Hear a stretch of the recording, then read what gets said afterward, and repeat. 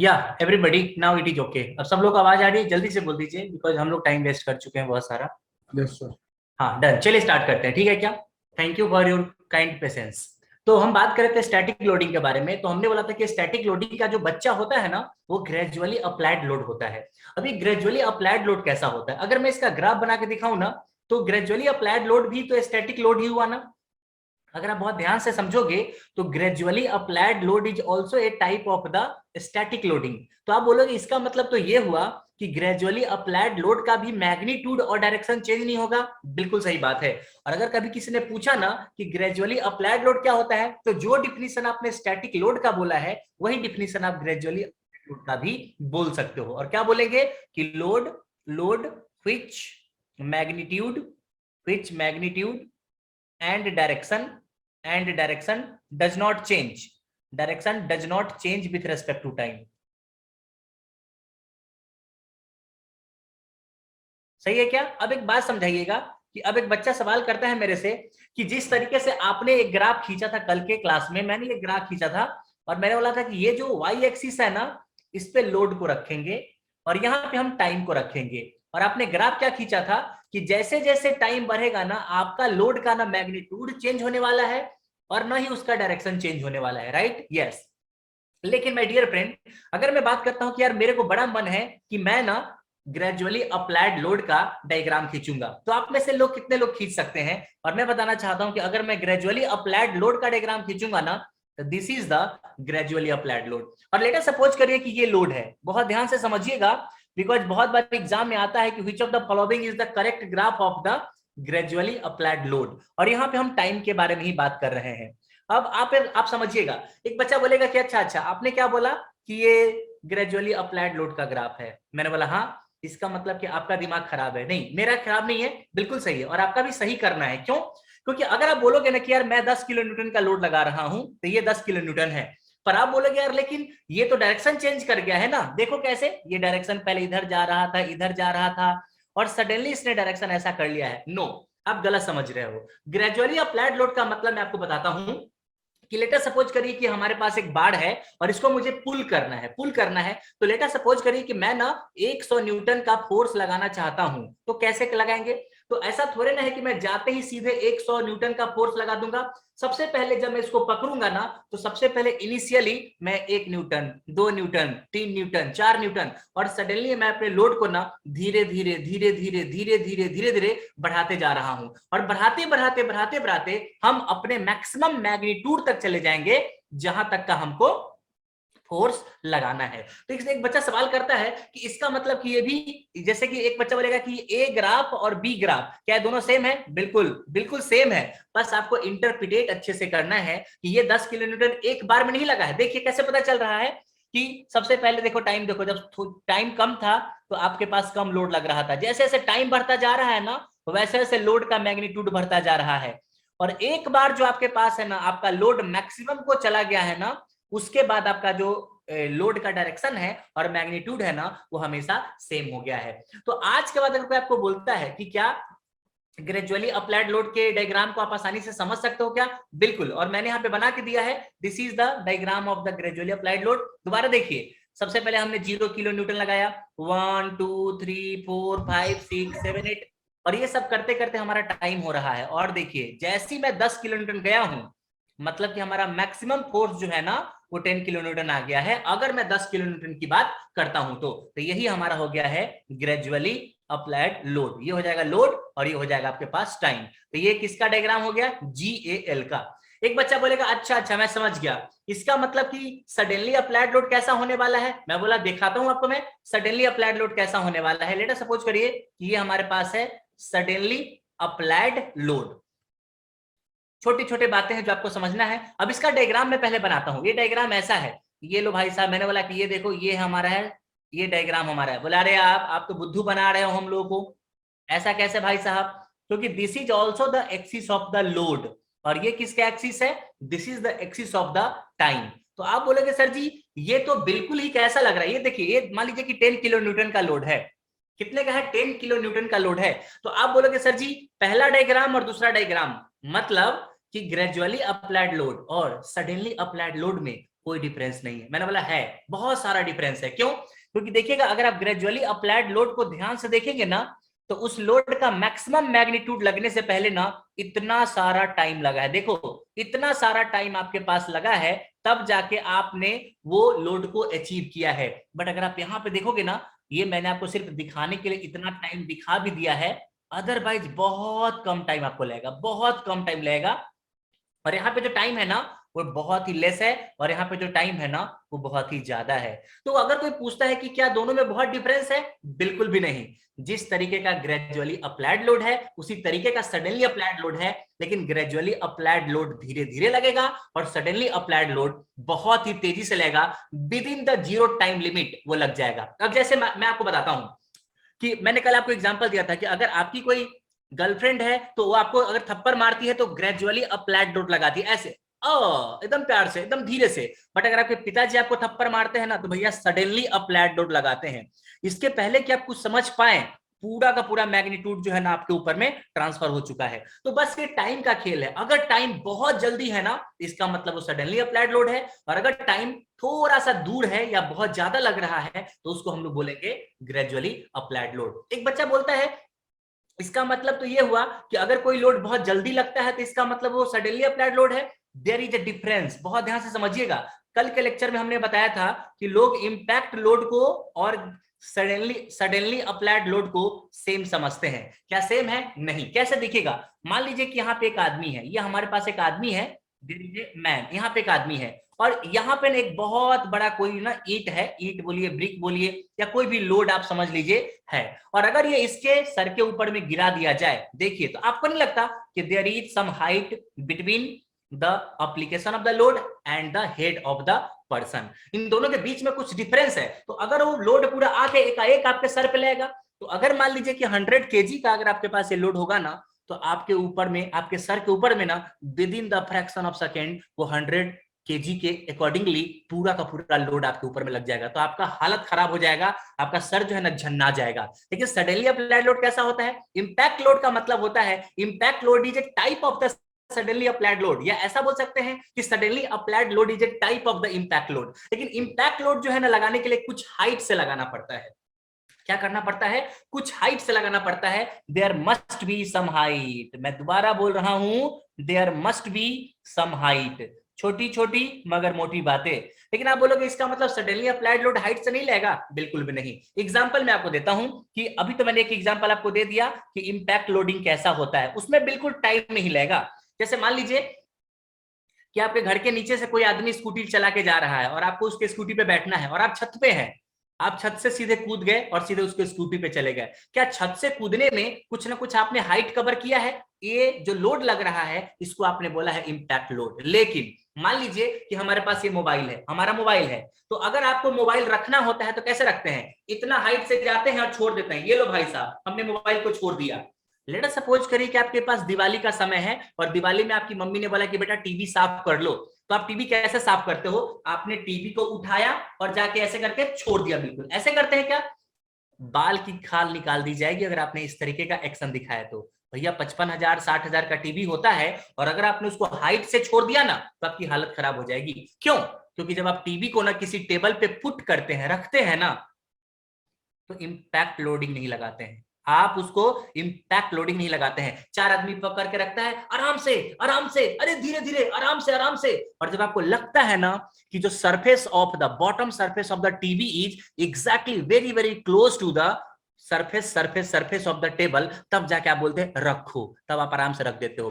तो आपको नहीं लगता कि अगर मैं सेम आदमी का पिक्चर बनाऊं, बहुत ध्यान से समझिएगा, अगर मैं सेम आदमी का पिक्चर बनाऊं तो क्या होने वाला है? अगर ये एक छोटा सा लोड मैं इसके सर पे लगा रहा हूं, ये देखिए, ये लोड आपके पास है, मतलब कि ऐसा कुछ कहानी है कि मेरा सर है और मैं मोबाइल को ना अपने सर पे मारना चाहता हूं, तो इतना पास से एकदम क्या मुझे बहुत दर्द हुआ? क्या नहीं। कहा जाता है, कहा जाता है, कहा जाता है कि अगर आपने कभी किसी भी बॉडी के ऊपर में लोड लगाया और एच का जो वैल्यू है ना, वो टेंडिंग टू जीरो है। भाई ये नहीं बोलता कि बिल्कुल ही जीरो हो जाए, लेकिन अगर बहुत कम है, बहुत कम है, उस तरीके के लोड को बोलते हैं सडनली अप्लाइड लोड।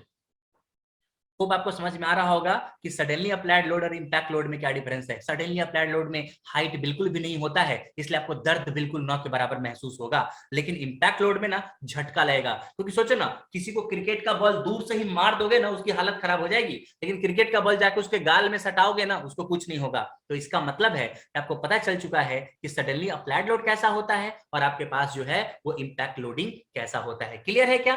तो एक बच्चा सवाल करता है कि अगर एक कॉमन सी बात मैं आपसे पूछूं, बहुत ध्यान से समझिएगा, अगर मैं आपसे छोटा सा सवाल पूछूं, यस ग्रेट, हाँ, अगर मैं आपसे छोटा सा सवाल पूछूं, हर एक चीज का मैं इलाज करूंगा, बस आप पेशेंस बनाए रखिए। क्योंकि देखिए, मैं हमेशा मानता हूं मैगी बनाने वालों का जीवन में कुछ नहीं होने वाला है। एक बहुत ही नॉर्मल सी चीजें चली हुई है कि यार जीपीएससी के लिए पढ़ना है तो ऊपर ऊपर से बिल्कुल पढ़ लो, ऊपर से पढ़िए, पॉइंट टू पॉइंट पढ़िए, लेकिन सारा का सारा पॉइंट कवर करिए। ये नहीं कि 2 दिन पढ़ के हमने पेपर दे दिया, फेल हो गए और बोलेगा पेपर तो आसान था लेकिन मेरे को नंबर नहीं आया। ये सब एक्शन नहीं करना है, ठीक है? अब मेरी बात समझिएगा। अगर मैं आपसे पूछूं कि भाई साहब एक बात बताइए कि अभी मैं थोड़ी देर के लिए एक ऐसा टर्म का इस्तेमाल कर रहा हूं, स्ट्रेस। आप डरिएगा नहीं, आपको स्ट्रेस क्या होता है सबको पता है, फोर्स अपॉन एरिया। लेकिन अभी मैं इसका एडवांटेज ले रहा हूं कि आपको स्ट्रेस के बारे में जानकारी है। अगर मैं आपसे पूछूं कि भाई साहब एक बात बताइए, स्ट्रेस जो है अगर मैंने इंपैक्ट लोड लगाया तब ज्यादा होगा या स्टैटिक लोड लगाया तब ज्यादा होगा? ये स्टैटिक लोड क्या होता है यार भाई साहब, ऐसा अनर्थ मत करिए। स्टैटिक लोड का मतलब है कि आपके पास एक बार है और इस बार पे हमने ना एक लोड लगा दिया पी। अच्छा, लोग जब इस डायग्राम को देखते हैं ना तो उनके दिमाग में पता है क्या आता है कि अगर इसका मैग्नीट्यूड 100 किलो न्यूटन है ना तो लोग समझते हैं कि अच्छा अच्छा 100 किलो न्यूटन लगा दिया गया। नो, इसका मतलब ये है, अगर मैं बोलता हूं ना कि स्टैटिक लोड है, अगर मैं बोलता हूं कि स्टैटिक लोड है, इसका मतलब ये है कि भाई साहब इस लोड को लगने में ना कुछ समय लगा है। कैसा लगा होगा? हमने पकड़ा होगा 1 Newton, 2 Newton, 10 Newton, 20 Newton, 50 Newton, 60 Newton, 70 Newton, 80 Newton, 90 Newton, 100 Newton, और एक बार 100 लग गया ना फिर हम 100 ही लगाते रहते हैं। तो स्टैटिक लोडिंग का मतलब है कि जीरो से स्टार्ट होता है। Static loading always starting from the zero magnitude and once it reaches up to the maximum magnitude then it is going to be constant always. आपने ऊपर ग्राफ नहीं देखा, आप ग्राफ देखिए ध्यान से। ग्राफ यही है कि पहले शुरू शुरू में देखो, यहाँ पे मैं रेड कलर का इस्तेमाल करता हूं, ये देखो पहले आपके पास जीरो लोड लगा, फिर लोड का वैल्यू बढ़ा, फिर लोड का वैल्यू और बढ़ा, फिर लोड का वैल्यू बढ़ा, और बढ़ते बढ़ते एक ऐसा टाइम आ रहा है जब आपका मैक्सिमम मैग्नीट्यूड का लोड लग गया है, और उसके बाद कोई दिक्कत नहीं है, लेकिन इसमें में टाइम लगा है। तो सेम मैं बोलता हूं कि अगर धीरे धीरे लोड लगा रहे हो तो स्टैटिक लोड लग रहा है। अगर कोई आपसे पूछता है, अगर कोई आपसे पूछता है, आपको मैं प्रूफ करके दूंगा आज के क्लास में कि भाई साहब इसमें स्ट्रेस कितना होने वाला है, तो आप सबको पता है फोर्स अपॉन एरिया। इसमें कोई नई बात है क्या? बिल्कुल भी नहीं। स्ट्रेस क्या होता है? स्ट्रेस होता है internal resisting force upon area. और अभी के लिए मान लीजिए कि इतने में मत जाइए, सिंपल समझिए कि स्ट्रेस है जो फोर्स अपॉन एरिया होता है, और आपने यहाँ पे इसको लिख दिया है। आपने बोला बहुत ही मजेदार बात है, तो ये आप समझ गए हैं। और आपने कल के लेक्चर में पढ़ा है कि इसका जो डिफॉर्मेशन होता है ना डेल्टा, ये सारा का सारा चीज प्रूव किया जाएगा, वो होता है पीएल अपॉन ए इंटू ई। आपको पता है ई का मतलब क्या होता है? लेकिन एक बच्चा सवाल करता है कि ये तो हो गया आपके पास ना स्टैटिक लोड जब आपने लगाया है, कि मेरे पास सेम बाढ़ है, हमारे पास जो बाढ़ है ना वो सेम है भाई साहब, लेकिन इस बार हमने इस पे इंपैक्ट लोड लगा दिया है। इंपैक्ट लोड मतलब लेट अस सपोज करें कि 100 किलो न्यूटन का इंपैक्ट लोड लगा दिया है। यहाँ पे है ये इंपैक्ट लोड। कैसे लगाए वो मेरा प्रॉब्लम है, लेकिन आप समझिए कि ये इंपैक्ट लोड है। आप मुझे बता सकते हैं क्या किसमें दर्द ज्यादा महसूस होगा आपको? Whether we are going to create more stresses in impact loading और whether we are going to create the more stresses in static loading? Please come on everybody. Impact loading. सब लोग रिप्लाई करें मुझे, ताकि मैं चाहता हूं कि टू वे कहानी चले, तब मुझे भी मजा आए। बताइए ज्यादा दर्द किसमें होगा? बिल्कुल, और ये बहुत ही लॉजिकल है, बहुत ही सिंपल सी बात है। एक बच्चे ने बोला कि भाई साहब मेरे को पता है, उल्लू मत बनाओ, मुझे ऐसा लग रहा है ना कि मैक्सिमम स्ट्रेस या सबसे ज्यादा स्ट्रेस जो होगा ना सिग्मा इंपैक्ट। इसका मतलब क्या होता है कि भाई साहब इंपैक्ट लोडिंग के कारण जो स्ट्रेस होगा ना वो ज्यादा होगा। किसके कारण? जो स्टैटिक लोडिंग के कारण स्ट्रेस होगा उसके चक्कर में। तो एग्जाम में तो कभी कभी ये पूछ सकता है कि स्ट्रेस किस में ज्यादा होगा, इंपैक्ट लोडिंग में ज्यादा होगा, सडनली अप्लाइड लोड में ज्यादा होगा, ये ग्रेजुअली अप्लाइड लोड में ज्यादा होगा, या फ्लक्चुएटिंग लोड में ज्यादा होगा? तो क्या होगा आपको अभी समझ में आ जाएगा, लेकिन इतना मेरे को समझ में आ रहा है कि इंपैक्ट लोडिंग में ना स्ट्रेसेस बिल्कुल ज्यादा होगा। एक बच्चे ने पूछा कितना ज्यादा होगा? अब ये बात ही बहुत सिंपल है। कैसे सिंपल है समझिएगा। जैसे मान लीजिए कि मैं इस क्लास में एक बच्चा बैठा है, लेट अस सपोज करिए कि कोणार्क दबे साहब बैठे हैं, और कोणार्क दबे साहब ने स्टेटमेंट दिया कि आलोक सर को जितना सॉम आता है ना, मेरे को भी ठीक ठाक ही सॉम आता है। तो अब एक बच्चा समझ नहीं है, लेकिन एक बच्चा ऐसा बोलता है कि आलोक सर को ना सॉम बहुत ज्यादा आता है, कोणार्क से तो बहुत ज्यादा आता है। तो ये कोई स्टेटमेंट नहीं हुआ। क्यों? क्योंकि आपको पता ही नहीं चला कितना ज्यादा आता है। सही है क्या? तो देयर इज सम मैग्नीट्यूड जिससे कि पता चले कि क्या है। अब मैं बोलता हूं कि मेरे पास बहुत पैसे हैं, एक बच्चा बोलेगा अंबानी जी से कितना ज्यादा है, हो गया खेल खत्म। तो कहीं ना कहीं कुछ पैरामीटर की जरूरत है कि कितना ज्यादा ये जानना मेरे लिए ना बहुत जरूरी है। एक बच्चे ने बोला कि मेरे को इतना तो समझ में आ गया है कि इम्पैक्ट लोडिंग के कारण जो है ना स्ट्रेसेस ज्यादा लगने वाले हैं as compare to the static loading, लेकिन कितना ज्यादा लगेगा लोगों ने बोला ये तो नहीं पता मेरे को। लेकिन आपने एक बात जरूर पढ़ा होगा कि कभी इक्वलिटी को अगर आपने हटा के इक्वल करना है तो आप यहाँ पे एक ऐसा टर्म को मल्टीप्लाई कर देते हैं, और मैंने बोला सिग्मा स्टैटिक। अब एक नॉर्मल सा बच्चा आसानी से समझ सकता है। अगर मैं बोलूं कि आईएफ क्या है, मैंने बोला आईएफ का पूरा नाम होता है इम्पैक्ट फैक्टर। क्या होता है बच्चा? आईएफ का पूरा नाम है इम्पैक्ट फैक्टर। क्या आप मुझे बता सकते हैं क्या कि इम्पैक्ट फैक्टर का जो वैल्यू है वो एक से ज्यादा होने वाला है हमेशा कि एक से कम होने वाला है? Quickly everybody tell me. आपकी जनरल थिंकिंग क्या कहती है कि आपको ज्यादा होने वाला है, लेकिन मैंने बोला कि कितना ज्यादा, मैंने बोला इम्पैक्ट फैक्टर से मल्टीप्लाई कर दिया ताकि हमको equality must be greater than 1। हमें ऐसा लग रहा है। क्यों? हमारी जनरल फीलिंग है, और जनरल फीलिंग तो आप किसी से छीन नहीं सकते हैं। Must be greater than 1। लोगों ने बोला बढ़िया बात है। लोगों ने जब इसका इम्पैक्ट फैक्टर निकाला तो उनको एक मस्त सा इक्वेशन मिला, जो कि मैं डिराइव नहीं कर रहा हूं, मैं आपको बता रहा हूं। 1 + √1 + 2h divided by delta S T. और डेल्टा एस टी क्या है? Delta S T PL/AE। हमने बात करा है कि जब आप एक स्टैटिक लोडिंग लगाते हैं तो डिफॉर्मेशन कितना होगा, उसी का मतलब है डेल्टा एस टी। इसका मतलब है इंपैक्ट फैक्टर। रट लीजिएगा, वेरी वेरी इंपॉर्टेंट फॉर्मूला कि भाई साहब इंपैक्ट फैक्टर क्या है? Impact factor 1 + √1 + 2h by delta S T.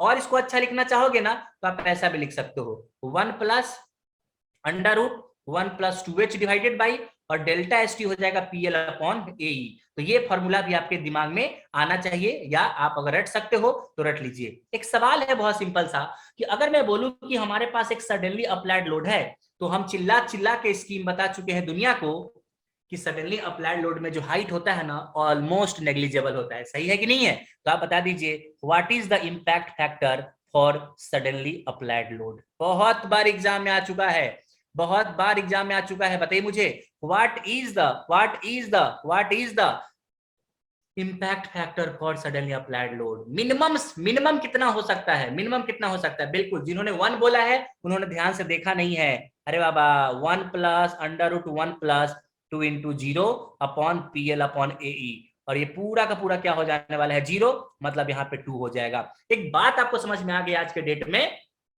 कि इम्पैक्ट फैक्टर जो होता है ना वो सडनली अप्लाइड लोड में क्या होने वाला है? दुगना होने वाला है। मतलब मिनिमम जो होने वाला है ना वो 2 होने वाला है। 2 होने वाला है। मतलब कि भाई साहब अगर एच का वैल्यू बहुत ना के बराबर है, बिल्कुल 0, तो मिनिमम इम्पैक्ट फैक्टर 2 होगा। इसलिए लोगों ने बोला क्या तुम मुझे बता सकते हो क्या कि जब तुम कभी सडनली अप्लाइड लोड लगाओगे तो स्टैटिक के मुकाबले कितना स्ट्रेस होगा? बहुत आसान है। Stress generated by the suddenly applied load is minimum कितना होने वाला है? 2 times of the stresses applied by the static loading. क्या आपको ये बातें समझ में आई? क्या ये पूरा लोड कैसे चल रहा है कि किसमें लोड आपके पास है और किसमें लोड आपके पास नहीं है? मैं आपको जादू की बात बताता हूं, ठीक है क्या? कुछ दिन पहले एक सवाल आया जीपीएससी के अंदर में, ठीक है? जीपीएससी के अंदर में सवाल ऐसा आया कि सिंपल उसने पूछा कि आपको पता है, बोला है कि देयर इज ए बॉल या there is any kind of the weight, और उसने बोला कि हमारे पास एक फोर्स है जो कि 20 किलो न्यूटन का है, और वो एक cross sectional area 2 metre square पे इंस्टेंटेनियसली लग रहा है। ये जो फोर्स है ना वो इंस्टेंटेनियसली लग रहा है। आपको बताना है स्ट्रेस क्या होगा।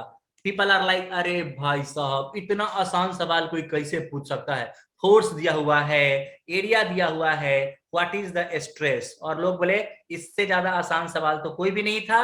और ऑप्शन था आपके पास भाई साहब, पहला ऑप्शन था 10, दूसरा ऑप्शन था 5, तीसरा ऑप्शन था 20, चौथा ऑप्शन था नोटा। चलिए चलिए बताइए जल्दी से, जल्दी से बताइए मुझे। What is the answer? अगर मैंने बोला कि हमारे पास एक 20 किलो न्यूटन का लोड लग रहा है, एरिया 2 मीटर स्क्वायर है और इंस्टेंटेनियसली लग रहा है, तो क्या होने वाला है? क्या बात है, 10 डबल। बहुत सुंदर। अरे रिप्लाई तो करो, डरो मत, डरो मत। ये जीपीएससी में हुआ सवाल है, आपको मिल जाएगा। जब मैं आपको दिखाऊंगा तो आपको क्लियर हो जाएगा। जीपीएससी में हुआ सवाल है 20। देखो भाई साहब, अगर आप नॉर्मल सोचते ना कि अगर स्टैटिक लोड रहता ना, स्टैटिक लोड धीरे धीरे लगता है, तो ये हो जाता फोर्स अपॉन एरिया, और फोर्स हो जाएगा 20 और ये 2, मतलब हो जाएगा 10 किलो न्यूटन पर मीटर स्क्वायर। ये स्ट्रेस हो जाता। लेकिन मैंने आपको पढ़ाया है कि अगर कोई लोड इंस्टेंटेनियसली लग रहा है ना, इसका मतलब सडनली। इंस्टेंटेनियस का मतलब होता है सडनली। और आपको ये बात अच्छे तरीके से पता है कि अगर कभी सडनली अप्लाइड लोड होगा ना, तो उस केस में आपका जो स्ट्रेस होगा ना, दोगुना हो जाएगा, जो भी स्ट्रेस आपके पास स्टैटिक के केस में आया है। बहुत सिंपल सवाल, और द आंसर इज 20 न्यूटन पर मीटर स्क्वायर। किलो न्यूटन होगा, होप आप समझ रहे होगे, 20 किलो न्यूटन पर मीटर स्क्वायर। तो एक छोटी सी बात अगर आपने ध्यान नहीं दी, अगर आपने ये सोचा कि यार इंस्टेंटेनियसली शब्द का कोई मतलब नहीं है, ग्रेजुअली शब्द का कोई मतलब नहीं है, तो यार यकीन मानिए फिर आपका भी कोई मतलब नहीं है। क्या आपको सारी बातें समझ में आ रही है कि मैं क्या बात कर रहा हूं? यस और no? Everybody please tell me. छोटी छोटी बातें हैं जो मैं चाहता हूं कि आप समझिए, तभी जाके मजा आएगा आप लोगों को। डन। तो ये आपको लोड के बारे में आपको बातें समझ में आ रही, लोड कैसा। एक और लोड कल मैंने आपको पढ़ाया था जिसका नाम था डायनामिक लोड में। डायनामिक लोड में मैंने बताया था फ्लक्चुएटिंग लोडिंग। फ्लक्चुएटिंग लोडिंग का मतलब मैंने कल के लेक्चर में आपको बता दिया था कि ऐसा लोड जिसका मैग्नीट्यूड भी टाइम के साथ चेंज हो सकता है, जिसका डायरेक्शन भी टाइम के साथ चेंज हो सकता है, और जिसका मैग्नीट्यूड या डायरेक्शन दोनों टाइम के साथ चेंज हो सकता है। जैसे मैं एक एग्जांपल देता हूं, बाकी एग्जांपल तो आप पढ़ेंगे ही, क्योंकि आप स्टील वगैरह पढ़ेंगे तो आपको हर तरीके के लोडिंग कंडीशन के बारे में बताएंगे वहां पे लोग। लेट अस सपोज करिए कि हमारे पास एक ऐसा बॉडी है और हमने एक फोर्स लगा दिया प्लस माइनस पी। अब इसका मतलब क्या हुआ मुझे बताइएगा। प्लस माइनस पी का क्या मतलब है? प्लस माइनस पी का मतलब है ना कि एक बार एक इंस्टेंट पे आपने 20 किलो न्यूटन का लोड लगाया, अगले बार माइनस 20 किलो न्यूटन का लोड लगाया है। ये क्या है? माइनस में कौन सा लोड लगता है? अरे बाबा, अगर आप प्लस पी बोलते हो इसका मतलब कि आपने टेंसाइल लोड लगाया है, और माइनस पी बोलते हो इसका मतलब आपने कॉम्प्रेसिव लोड लगाया है। यही बात है ना? तो आप खुद ही सोचो ना कि लाइफ में कभी भी अगर आपने compressive load tensile load, compressive load tensile load, compressive load tensile load, अगर इस तरीके का लोड लगाया जो कि फ्लक्चुएट कर रहा है, कैसे? यहाँ पे इसका मैग्नीट्यूड सेम है लेकिन इसका डायरेक्शन बदल रहा है। देखिए ध्यान से, plus P minus P, magnitude same है लेकिन इसका डायरेक्शन बदल रहा है। कभी राइट साइड जा रहा है, कभी लेफ्ट साइड जा रहा है, कभी राइट साइड जा रहा है, कभी लेफ्ट साइड जा रहा है। क्या मेरी बातें समझ में आ रही है? तो इस तरीके का जो लोड होता है उसको हम लोग बोलते हैं फ्लक्चुएटिंग लोड। Fluctuating load. तो होप कि आपको समझ में आ गया है कि जो भी मैंने लोडिंग कंडीशन के बारे में आपको बात बताई है वो क्या है और क्या नहीं है। चलिए, इसके पहले कि हम आगे बढ़े, हम आपके साथ कुछ और डिस्कस करने जा रहे हैं। लोड में हमने आपको पढ़ाया कि नॉर्मल लोड होते हैं, शियर लोड होते हैं, एक्सियल लोड होते हैं, इसेंट्रिक एक्सियल लोड होते हैं, टीएसएल होता है, इसेंट्रिक टीएसएल होता है। होप आपको ये बातें याद रहेगी। अब बात हम कर रहे थे कल कपल के बारे में। आपको पता है कपल कैसे बनता है? हम इसके बारे में बात नहीं करेंगे, लेकिन हमने बोला कि कपल जो है ना, हमारे स्ट्रेंथ ऑफ मटेरियल में दो तरीके से लगने वाला है। एक जो कपल होता है उसको हम लोग बोलते हैं बेंडिंग कपल। समझते रहिएगा, ये सब बहुत ही सिंपल सिंपल सी चीजें हैं। और दूसरा जो कपल होता है उसको हम लोग बोलते हैं ट्विस्टिंग कपल। Twisting couple. अब आप बोलोगे कि सर जी ये क्या चीज है यार, मुझे तो समझ ही नहीं आ रहा है। जस्ट वेट एंड वॉच, क्या है आपको समझ में आ जाएगा। मैंने बोला कि भाई साहब कल के लेक्चर में मैंने आपके साथ ना एक ऐसा डायग्राम बनाया था, अगर आपको याद आ रहा होगा तो मुझे बताने का कष्ट करें। ये देखिए, ऐसा डायग्राम मैंने बनाया था ना? बिल्कुल सर जी, आपने कैसा डायग्राम बनाया था? This is the diagram. अच्छा, मैंने बोला था कि आप एक्स वाई जेड किसी को भी मान सकते हैं, मुझे दिक्कत नहीं है, लेकिन हमने माना था कि ये वाला हमारे पास वाई हो जाएगा, हमने बोला था कि ये वाला हमारे पास जेड हो जाएगा, और this one is going to be X. सही है क्या? तो मेरा बहुत सिंपल सा सवाल है कि यहाँ पे तीन प्लेन है। ये जो प्लेन आपको मैंने बोला था ना वो पीपी था, प्रोफाइल प्लेन। ये जो टॉप वाला प्लेन था ना वो एचपी था, और जो बिल्कुल सामने वाला प्लेन था ना वो वीपी था, वर्टिकल प्लेन। क्या सबको समझ में आ रहा है? क्या बिल्कुल समझ में आ रहा है? तो मैं बोलना चाहता हूं कि सर इसका लॉन्गिट्यूडनल एक्सिस कहां होगा? बहुत थोड़ा सा आपको समझना है, बाकी सब कुछ क्लियर हो जाएगा। बस यही लास्ट ऐसा पॉइंट है जो आपको समझना है। ये देखिए, मैंने बोला कि ये हमारे पास ना एक लॉन्जिट्यूडनल एक्सिस आपके पास होने वाला है। सर जी कहना क्या चाहते हो? मैं कहना चाहता हूं कि देखिए, दो कपल जो लगते हैं ना, उसका नाम है bending couple, bending couple, bending couple, twisting couple, twisting couple, twisting couple. अब ये लगता कैसे है, बहुत ध्यान से समझिएगा। इस बात को अंडरस्टैंड करवाने के लिए मैं आपके सामने एक डायग्राम बनाता हूं, और डायग्राम कैसा है, फील करने का प्रयास करें। देखिए देखिए देखिए देखिए,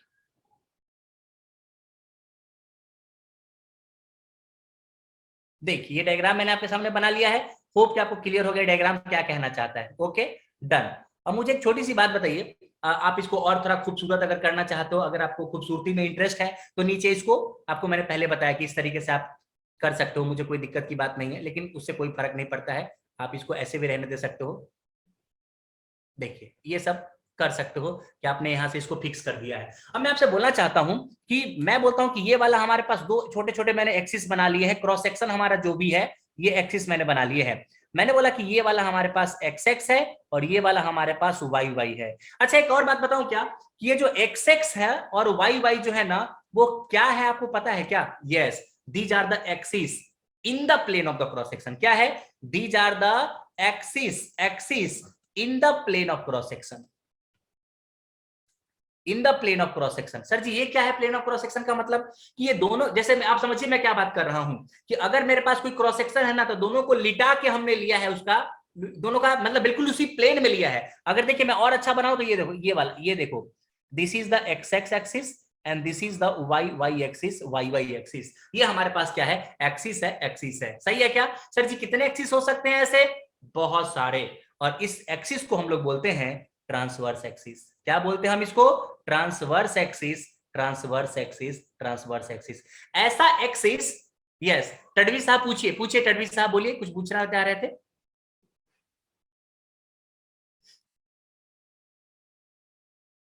राकेश साहब जी कुछ पूछ रहे थे क्या? Okay, done done, okay, no issue, no issue. हाँ, तो ये ट्रांसवर्स एक्सिस है। एक बच्चा बोलेगा सर जी समझ तो आ रहा है, लेकिन मजा नहीं आ रहा कि है एग्जैक्टली क्या। समझिएगा, समझिएगा। मैंने बोला कि हमारे पास एक सर्कुलर क्रॉस सेक्शन है, there is a circular cross section, there is a circular cross section, और ये हमारा है लॉन्गिट्यूडनल एक्सिस, ये हमारा लॉन्गिट्यूडनल एक्सिस है। और ये तो आपको पता ही, हम क्या करते रहते हैं, time pass. This is our time pass, this is our time pass. सही है क्या? अब आप मुझे सोच के बताइए कि अगर मैं बोलूं कि हमारे पास एक्सिस बनाना है, तो मैंने एक्सिस बनाया, ऐसे बनाया, देखिए ध्यान से, ये हमारा लॉन्गिट्यूडनल एक्सिस का वो पॉइंट है। एक एक्सिस ऐसा मैंने बनाया, दूसरा मैंने ऐसा बनाया, मैंने इसको बोला एक्स एक्स और मैंने इसको बोला वाई वाई। समझिएगा। और ये दोनों के दोनों जो एक्सिस है ना, वो प्लेन ऑफ क्रॉस सेक्शन में है। प्लेन ऑफ क्रॉस सेक्शन समझते हैं ना, कि क्रॉस सेक्शन के प्लेन में, मतलब कि लेटा हुआ है, वो लेटा हुआ है। समझ आ रहा है क्या? सर जी बहुत अच्छा लग रहा है मेरे को। लेकिन सर जी और कौन सा एक्सिस होता है? आपको पता है एक और एक्सिस है यहाँ पे, ये वाला एक्सिस देखो, ये वाला एक्सिस, और मैंने इसको बोला है जेड जेड एक्सिस। क्या आप मुझे बता सकते हैं क्या कि जेड जेड एक्सिस जो है, क्या वो प्लेन ऑफ क्रॉस सेक्शन में है कि perpendicular to the plane of cross section है? Everybody please tell me, everybody please tell me, कि जो जेड जेड एक्सिस हमने बनाया है, ये प्लेन ऑफ क्रॉस सेक्शन में है कि perpendicular to the plane of cross section में है? तो आपको पता चल रहा होगा कि this axis are the perpendicular to the plane of cross section, perpendicular to the plane of cross section. और पता है मजेदार बात क्या है और कायदे की बात क्या है, वो आप समझने के बिल्कुल सही बात है। और मजेदार बात क्या है कि अगर आप यहाँ पे बनाना चाहोगे ना, सर जी यहाँ पे बनाओ, तो यहाँ पे मैं कैसा डब्बा बना दूंगा। ऐसा डब्बा का क्या मतलब हुआ कि भाई साहब ये परपेंडिकुलर है, और इसको अगर आप 3D में बनाना चाहोगे, ये कुछ ऐसा एक्सिस बन जाएगा, ऐसा एक्सिस बिल्कुल परपेंडिकुलर टू, और ये हम इसको बोलेंगे ये हमारा जेड जेड है, जेड जेड है। आपसे अगर कोई सवाल पूछता है आने वाले टाइम पे कि किसी भी बॉडी में कितने लॉन्जिट्यूडनल एक्सिस हो सकते हैं, क्योंकि जो जेड जेड एक्सिस है ना, इसी का नाम होता है लॉन्जिट्यूडनल एक्सिस। आपको पता चल चुका है। आप मुझे बता सकते हैं क्या कि किसी भी एक बॉडी में कितने लॉन्जिट्यूडनल एक्सिस हो सकते हैं? How many longitudinal axis are present in any cross section और in any body? Anybody, everybody.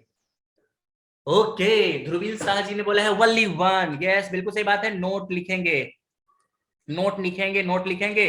In any body, in any body, in any body, only one, एक ही, सिर्फ only one longitudinal axis are present, only one longitudinal axis are present. एक से ज्यादा हो ही नहीं सकता है। सर जी क्या बात करते हो, और क्या बताइए? एक से ज्यादा लॉन्जिट्यूडनल एक्सिस कभी हो सकता है क्या? नेवर। बट अगर मैं बोलूं कि in any body how many number of transverse axis are possible, come on everybody, in any body how many transverse axis are possible?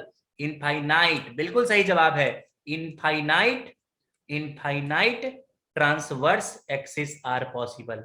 आपने बोला कि सर जी क्या नशे वसे कर क्या हो गया सस्ता वाला, ऐसा क्यों हुआ भाई साहब? अभी अभी आपने बोला कि दो ही ट्रांसवर्स एक्सिस हो सकते हैं, वो इसलिए क्योंकि मैंने बनाया ही दो था। अगर आप इस बात को फील करना चाहेंगे, आइए मेरे प्यारे दोस्तों, ये देखिए, मान लीजिए कि मैंने यहाँ पे एक ऐसा सेक्शन लिया है, सिर्फ और सिर्फ मैं आपको दिखाना चाह रहा हूं, बाकी कुछ नहीं है, और पीछे के पार्ट में मुझे कोई इंटरेस्ट नहीं है।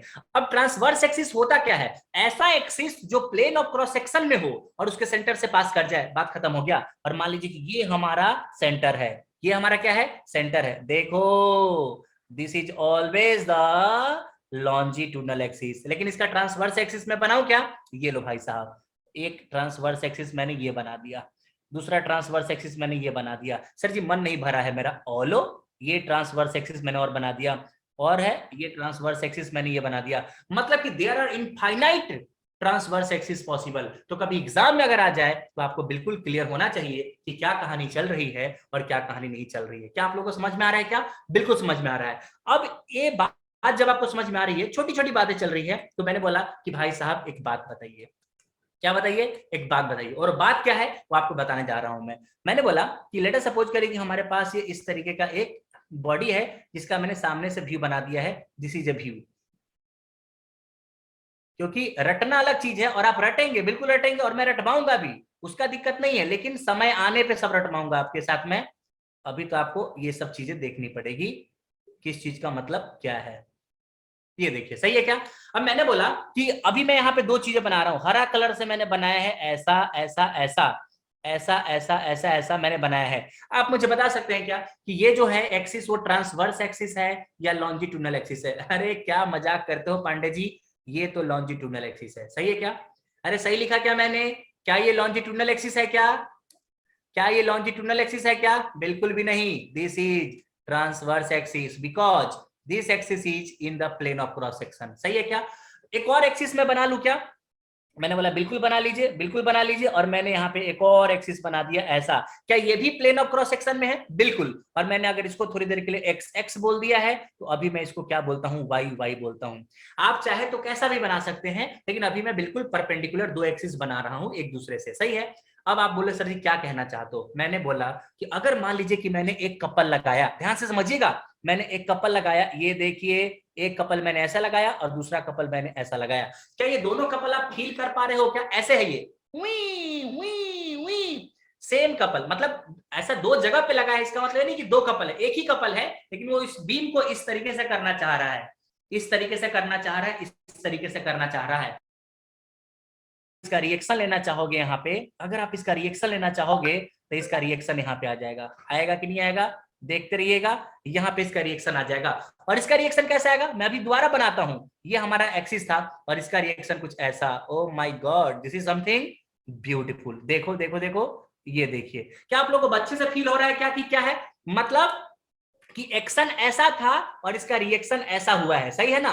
कि कोई आपको नीचे की तरफ झुकाना चाहेगा, आप बोलेगे ए हाउ डेयर यू, अभी मैं तुमको बताता हूं। तो आपने अगर इस तरीके से बीम को बेंड करने की कोशिश की है, तो ये बोले वाला अभी बताता हूं, ऐसा नहीं करना है। अगर आप बहुत ध्यान से देखोगे ना, तो इस पूरे कपल का डायरेक्शन समझने का प्रयास करिए। ये कपल हमने बनाया है और यही कपल को बोलते यही कपल को हम लोग बोलते हैं, किसी का माइक्रोफोन ऑन है चेक कर लीजिए, यही कपल को हम लोग बोलते हैं bending couple, bending couple, bending couple.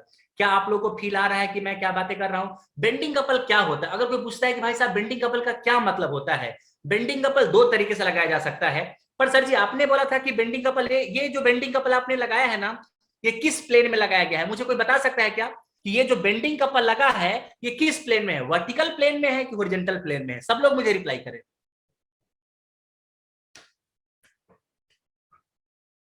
Profile plane में? Oh my God, no no no, this is very wrong, very wrong. ये जो कपल मैंने बनाया है ये वर्टिकल प्लेन में है कि हॉरिजॉन्टल प्लेन में है कि प्रोफाइल प्लेन में है? और आपको मैं दिखाता हूं, कभी आपने एक स्टिक लिया है क्या? फील एवरीबॉडी, आपने कभी कोई स्टिक लिया होगा, आप अगर स्टील को ऐसे मोड़ते हो ना, ऐसे मोड़ते हो, ये इस तरीके से मोड़ते हो तो ये इस तरीके से बन जाता है। मैं आपको ऐसा दिखा देता हूँ, देखिए मान लीजिए कि स्ट्रीक है आपके पास अभी ऐसा, और जब इसको मोड़ोगे तो आप कुछ ऐसा दिखेगा आपको। सही है क्या? बताइए तो किस प्लेन में बेंडिंग हुआ है? वर्टिकल प्लेन में, इसलिए याद रखिएगा ये वर्टिकल प्लेन का बेंडिंग है। दिस इज द, समझने में थोड़ा बहुत डाउट हो सकता है, एग्जाम में भले ही नहीं आए इतना ज्यादा डिटेल में बातें, पर समझ में तो आना चाहिए ना कि बेंडिंग जब होता है तो किस प्लेन में हो सकता है। बेंडिंग सिर्फ और सिर्फ दो ही प्लेन में हो सकता है। ये जो अभी मैंने बनाया है ना, वो वर्टिकल प्लेन में मैंने बेंडिंग आपको बनाया है, वर्टिकल प्लेन का बेंडिंग बनाया है। सर जी क्या बेंडिंग दिखा सकते हो क्या, कैसे हो रहा होगा? बिल्कुल दिखा सकता हूं, आप बोलोगे तो मैं कुछ भी दिखा सकता हूं। और देखिए कैसा हो रहा है यहाँ पे। अब आपको किसी ने बोला है कि नहीं बोला है मुझे नहीं पता, कि अगर मान लीजिए कि आपके पास एक इस तरीके का कप लग रहा है और एक इस तरीके का कप लग रहा है, तो आपने इसको सैगिंग बोला होगा। अभी इसके बारे में बात नहीं कर रहे हैं, लेकिन इसको हमने बोला है सैगिंग कपल। क्या आपने पहले सुना है क्या? हाँ या ना बोलिए, हाँ या ना बोलिए कि अगर आपके पास ये एक्सिस है और अगर एक इधर से कपल लग रहा है और ये एक इधर से कपल लग रहा है, तो इसको बोलते हैं सैगिंग कपल। बोलते हैं कि नहीं बोलते हैं? This is the sagging couple. और आपको किसी ने बोला होगा कि जब कोई सैगिंग कपल होता है ना, तो टॉप पे कंप्रेशन होता है। आप अभी बिल्कुल ए मत समझिए कि क्या बता रहे हैं सर, हम बस थोड़ा सा एडवांटेज ले रहे हैं कि बेंडिंग होता कैसे है। टॉप पे हमेशा कंप्रेशन हो जाता है और बॉटम पे हमेशा टेंशन हो जाता है। मैं सिर्फ बेंडिंग बता रहा हूं कि कैसे होगा, इसका स्पेशल चैप्टर पढ़ेंगे हम बेंडिंग स्ट्रेसेस इन बीम के बारे में, और ये कुछ ऐसा दिखेगा आपके पास। बहुत ध्यान से समझिएगा। देखो देखो रे बाबा, देखो रे बाबा, देखो रे बाबा, देखो रे बाबा।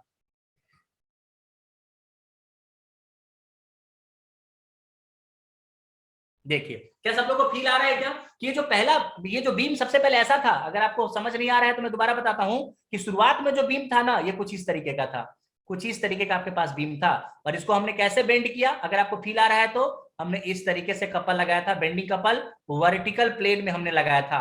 और इसका जो रिएक्शंस था ना, इसका जो रिएक्शंस था ना, हमने इस तरीके से लगाया है, इस तरीके से लगाया है। तो दोनों जो है ना सैगिंग बेंडिंग कपल की तरह लग रहे हैं। ये बेचारा ऐसा हो जाएगा। देखो यहाँ पे कुछ और होने वाला है जो आगे पढ़ेंगे, अभी डोंट वरी इसके अबाउट में, ज्यादा टर्मिनोलॉजी में यहाँ पे डिस्कस नहीं करना चाहता। देखते जाओ सब लोग बस। ये ऐसा कुछ, और ये वाला आपको दिख रहा है कि ये कॉम्प्रेस हो गया है, और नीचे वाला आपको दिख रहा है कि इलोंगेट हो गया है, मतलब टेंशन में आ गया है। तो मैं यही कहना चाहता हूं कि बीम क्या हो सकते हैं, तो बेंड हो सकते हैं। और बेंडिंग के लिए कपल जो लगना चाहिए वो कैसा लगना चाहिए, कोई बताएगा मुझे? जल्दी बताइए। कभी भी अगर आपको बेंडिंग कराना है तो बेंडिंग के लिए जो कपल होना चाहिए वो कपल कैसा होना चाहिए? और याद रखिएगा, हम मैं आपको दोबारा एक डिफिनेशन लिखता हूं। A couple is said to be bending couple. Exam में आता है a couple is said to be bending couple. This is the most difficult concept of the song. ये आ गया, काम खत्म। A couple is said to be bending couple, a couple is said to be bending couple. ऐसे couple को आप bending couple बोलेंगे when when when when when plane of the couple is, when plane of the couple is, when plane of the couple is along the longitudinal axis। बहुत important terminology है। along the longitudinal axis और perpendicular to the cross section, और perpendicular to the cross section. हो सकता है कि आपको थोड़ा डाउट हुआ होगा, मैं दोबारा बोलता हूं, दोबारा बोलता हूं, देखिए ध्यान से। ये मैं किसी चीज को बेंड कैसे करता हूं, ये किसी चीज को बेंड कैसे करता हूं। मान लीजिए बिल्कुल ऐसा क्रॉस सेक्शन है, बेंड कर रहा हूं, देखिए नीचे वाला फैल गया है, नीचे वाला फैल गया है और ऊपर वाला कॉम्प्रेस हो गया है। मतलब इस तरीके का जो कपल होता है ना, उसको बेंडिंग कपल बोलते हैं। और ये कैसा हुआ है, बेंडिंग कपल को पहचानने का तरीका क्या है? Always along the longitudinal axis है। क्या झूठ बोलते रहते हो? कहाँ है, कहाँ है अलोंग द लॉन्गिट्यूडनल एक्सिस? क्या बात करते हो? देखिए ऊपर ले आता हूं मैं, अगर आपको दिख नहीं रहा है, ये देखो। आपको लगता है क्या कि आपका जो कपल था ये था आपके पास लॉन्गिट्यूडनल एक्सिस था कि नहीं था? और ये जो कपल था, ये कपल ऐसा था और कपल ऐसा था अलोंग द लॉन्गिट्यूडनल एक्सिस। लेकिन अगर आप क्रॉस सेक्शन की बात करोगे ना, तो सेम कपल क्रॉस सेक्शन को परपेंडिकुलरली हिट कर रहा है। देखिए ध्यान से, सेम कपल जो है ना परपेंडिकुलर, चोच मार रहा है क्रॉस सेक्शन को, लेकिन जा किधर रहा है? Along the longitudinal axis. कितने लोगों को समझ में आ रहा है? आई नो कि this is a very good concept, but फिर भी बताइए कितने लोगों को समझ में आ रहा है जो मैंने आपको बताने की कोशिश की है। बहुत सारे थ्योरेटिकल बातें होने वाली है, लेकिन अभी तो हमको पता चलेगा। प्लीज एवरीबॉडी,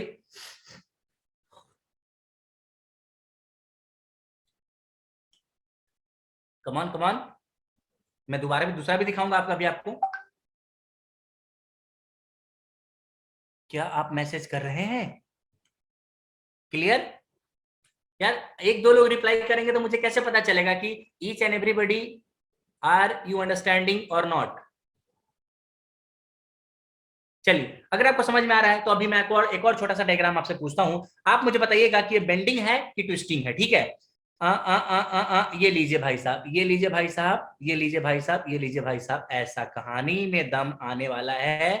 ये रहा हमारे पास बॉडी, और बाकी बनाने का जरूरत नहीं समझते हैं, फिलहाल के लिए ऐसा समझिए। और मैंने बोला कि ये हमारे पास एक एक्सिस है, तो इधर भी रिएक्शंस लगेगा, तो उसके लिए मैंने इसको थोड़ा सा मैदान को साफ कर लिया है, ये तैयार कर लिया है। आपको मैंने बोला कि अब हम जो कपल लगा रहे हैं ना, कुछ ऐसा लगा रहे हैं, ये देखिए ऐसा लगा रहे हैं। होप कि आपको फील आ रहा है कि मैं कैसा लगा रहा हूं, ऐसा। और अगर आप इसका रिएक्शन लगाना चाहोगे ना, तो ये रिएक्शन कैसा लगेगा? बताइए बताइए। ये रिएक्शन कुछ ऐसा लगेगा, ये रिएक्शन कुछ ऐसा लगेगा, ऐसा लगेगा। क्या आप लोगों को फील आ रहा है क्या? इसको हॉरिजॉन्टल प्लेन में समझिए। ये जो कपल है ना, ये हॉरिजॉन्टल प्लेन में है। अगर आपको थोड़ा भी डाउट है तो समझ लीजिए, this couple is in the horizontal plane. ये देखिए, ये ऐसे नहीं लग रहा है, ये ऐसे लग रहा है। देखो ध्यान से, ये ऐसे लग रहा है। दोनों डायग्राम को फील करो, ये ऐसे लग रहा है कि ऐसे लग रहा है। तो जो आप बेंड करोगे ना, तो आपका जो बेंडिंग होने वाला है ना, ये हॉरिजॉन्टल प्लेन में होने वाला है। हाँ या ना? हाँ या ना? ऐसा ऐसा। तो आप अगर बहुत ध्यान से देखोगे ना, तो पीछे का पार्ट जो है ना, वो कंप्रेस हो जाएगा। पीछे का पार्ट जो है ना, वो कंप्रेस हो जाएगा, और इधर का जो पार्ट है ना, वो टेंशन में आ जाएगा, टेंशन में आ जाएगा। सर जी, क्या इसका भी आप डायग्राम बना सकते हो क्या, कि बेंडिंग के बाद कैसा दिखेगा? हाँ रे बाबा, मैं बिल्कुल बना सकता है। तुम कुछ भी करो, लेकिन चिंता मत करो। ये देखो, सही है क्या? आपने ऐसा बना दिया। अब पीछे का पार्ट क्या होने वाला है, मुझे बताइएगा। पीछे का पार्ट क्या होने वाला है? सब लोगों को समझ में आ रहा होगा। पीछे का पार्ट आपका इलोंगेट होने वाला है, तो आप इसको छोटा कर दीजिए, इसको छोटा कर दीजिए, इसको छोटा कर दीजिए, इसको छोटा कर दीजिए। और यहाँ वाला पार्ट आपके पास क्या होने वाला है? देखते रहना, देखते रहना सब लोग। जो मैं आपको दिखाने की कोशिश कर रहा हूँ, ये कुछ ऐसा बनेगा आपके पास। ये पूरा का पूरा, ये आगे वाला पार्ट जो हम ये वाला बता रहे हैं, ये वाला पार्ट जिसको मैं डॉट डॉट डॉट डॉट करके दे रहा हूँ, ये वाला पार्ट में आपके पास टेंशन हो जाएगा। तो आपको दिख भी रहा होगा ना कि जो ये वाला पार्ट है ना, ये छोटा हो गया है। दिख रहा है? पीछे वाला पार्ट जो है ये छोटा हो गया है, और आगे वाला पार्ट जो है ना, वो लंबा हो गया है। इसीलिए लोगों ने बोला कि ये कुछ और नहीं है, ये कुछ और नहीं है। अगर आप कर्वलिनियर की बात करोगे तो आप ऐसा बना लीजिए, आपको ज्यादा मजा आने वाला है। मुझे आपसे कोई दिक्कत नहीं है, न ही आपसे हमें कोई शिकायत है, न ही आपसे मुझे कोई शिकवा है। क्या बात है भाई साहब, ये तो गजब बन गया है। देखिए ध्यान से, अगर आप अभी महसूस कर पा रहे हैं ना, तो आपको बड़ा मजा आ रहा होगा कि पीछे वाला पार्ट छोटा हो गया। दिख रहा है क्या आपको? ये पीछे वाला पार्ट जो है ना, कंप्रेस होके छोटा हो गया है, और आगे वाला पार्ट जो है ना, वो टेंशन से थोड़ा सा लंबा हो गया है। तो this is the bending in the horizontal plane. Horizontal plane bending, horizontal plane bending. इसलिए माय डियर फ्रेंड, आज के बाद हमेशा याद रखिएगा कि अगर बेंडिंग कपल होगा ना, तो कैसा होगा? देखिए ध्यान से, या तो ऐसा होगा या तो ऐसा होगा। अगर ऐसा हुआ तो बेंडिंग वर्टिकल प्लेन में होगा, अगर ऐसा होगा तो बेंडिंग हॉरिजॉन्टल प्लेन में होगा। क्या सबको क्लियर है क्या? और देखिए, अगर किसी को थोड़ा भी डाउट होगा ना, तो अभी क्लियर हो जाएगा जब हम ट्विस्टिंग की बात करेंगे। हमको सिर्फ आपको समझाना है कि बेंडिंग कैसा होता है और ट्विस्टिंग कैसा होता है। अब देखिए, अब देखिए ये ट्विस्टिंग कैसा होता होगा। बहुत ही आसान है। कैसे? अभी देखिएगा, मैं ना एक सर्कुलर रॉड लेता हूं, क्योंकि जनरली जो हमारे पास ट्विस्टिंग होते हैं ना, वो सर्कुलर रॉड में ही दिखते हैं। मजा आपको तभी आएगा। लीजिए, ये देखिए, हमने यहाँ पे एक ऐसा रॉड बना लिया है, ये सर्कुलर रॉड है, ये हमारा लॉन्जिट्यूडनल एक्सिस है। ये देखिए, अब मैं बोलता हूं ना कि मैं यहाँ पे बनाने जा रहा हूं कपल, और कपल कैसे बना रहा हूं? अब देखिए, अब जो मैं कपल ऐसा बना रहा हूं, जैसे आप किसी चीज को ट्विस्ट करते हो ना, नट बोल्ट खोलते हो तो कैसे खोलते हो? V V V V V. तो अंदर बाहर होते रहता है नट बोल्ट, ऐसे। मतलब आप इसको ट्विस्ट कर रहे हो, ऐसे ट्विस्ट कर रहे हो, सही है क्या? तो ये जो कपल बनने वाला है, कैसा बनने वाला है, बहुत ध्यान से समझिएगा। ये देखिए, दिस इज द कपल। और अगर आप इसका रिएक्शन निकालना चाहते हो, ये इसका रिएक्शन।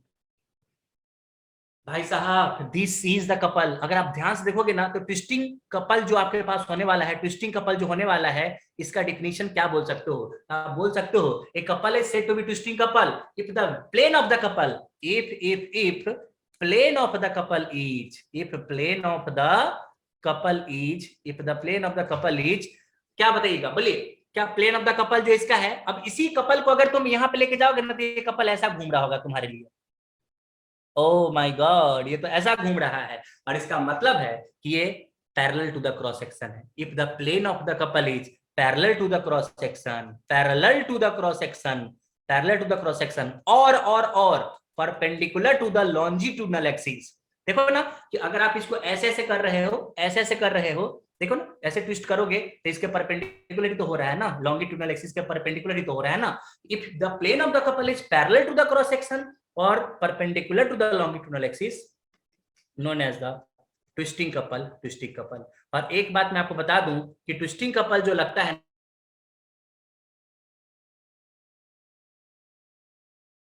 प्लेन है ना, ये प्रोफाइल प्लेन में लगेगा। कहां पे लगेगा? Profile plane, profile plane. तो मैंने आपको पहचानना सिखा दिया है कि किस तरीके से आप पहचान सकते हैं कि बेंडिंग कब हो रहा होगा और किस तरीके से आप पहचान सकते हैं कि ट्विस्टिंग कब हो रहा होगा। क्या आपको मेरी बातें समझ में आई है या नहीं आई है? मुझे बता दीजिए। कम ऑन एवरीबॉडी। हमेशा प्रोफाइल प्लेन के लॉन्ग होगा, मतलब कि लॉन्गिट्यूडनल एक्सिस के परपेंडिकुलर लग रहा होगा, तभी जाके आपके पास होगा। सब लोग मुझे रिप्लाई करें, सब लोग मुझे रिप्लाई करें, because this is a very good concept जिसको मुझे लगता है बहुत सारे लोगों को समझ नहीं आता है, लेकिन आपको समझ में आना चाहिए, इसके लिए बताया गया है ये। डन। इसका इस्तेमाल हम बाद में करेंगे, ठीक है। चलिए, अगर आपको समझ में आ गया तो मैं आपसे जो पूछूंगा वो मुझे बता दीजिएगा कि यहाँ पे बेंडिंग हो रहा है कि ट्विस्टिंग हो रहा है। एवरीबॉडी आप मुझे बता दीजिएगा कि ये बेंडिंग हो रहा है कि ट्विस्टिंग हो रहा है। आओ मेरे प्यारे बच्चों, तुम्हें दिखाऊं झांकी हिंदुस्तान की। ये आ जाइए। ये मान लीजिए हमारे पास ना एक, ठीक है क्या, और अभी मैं कपल नहीं बनाऊंगा, अभी मैं फोर्स बनाऊंगा। और मैंने ऐसा फोर्स बनाया है, एक फोर्स हमने ऐसा बना दिया है और दूसरा फोर्स हमने ऐसा बना दिया है। और होप आप समझ में आ रहा होगा आप लोगों को कि ये जो हमारे पास डिस्टेंस है ना, वो डिस्टेंस हमारे पास डी है। चलिए, क्या मुझे कोई बच्चा बता सकता है कि ट्विस्टिंग कपल बनाया गया है या बेंडिंग कपल बनाया गया है? चलिए सोचिए और बताइए। कोई भी गलत नहीं करेगा, अगर आप गलत करोगे कसम है आपको। एवरीबॉडी प्लीज टेल मी, कितने लोगों ने जवाब दिया? 2 लोगों ने जवाब दिया, 3 लोगों ने जवाब दिया है। चलिए जल्दी जल्दी सब लोग मुझे बताइए कितने लोगों ने जवाब दिया है। ट्विस्टिंग है, बेंडिंग है? ट्विस्टिंग है, बेंडिंग है? जल्दी बताइए। Twisting, twisting, twisting. क्या बात है, सब लोग, सब लोग। मुझे सब लोगों से रिप्लाई चाहिए ताकि मुझे पता चल जाए कि आपको समझ में आ गया है। Quick quick. Okay done. तो सब मैक्सिमम लोगों ने यहाँ पे मुझे बताने का कष्ट किया है कि सर जी आप चिंता बिल्कुल भी ना करें, जहां तक मुझे ऐसा लग रहा है ये पूरा का पूरा क्या है, ये पूरा का पूरा ट्विस्टिंग। और ये बहुत आसान भी है, दिस इज वेरी इजी। ये ट्विस्टिंग ही है। कैसे? क्योंकि अगर आप इस पूरे कपल को देखोगे ना तो कुछ इस तरीके से, मैंने पहले आपको सिखा दिया है। एक पी इधर लग रहा है, दूसरा पी इधर लग रहा है, और ये कुछ ऐसा होगा, इस तरीके से ट्विस्ट हो रहा है। तो ये आपके पास क्या हो जाएगा? डी हो जाएगा।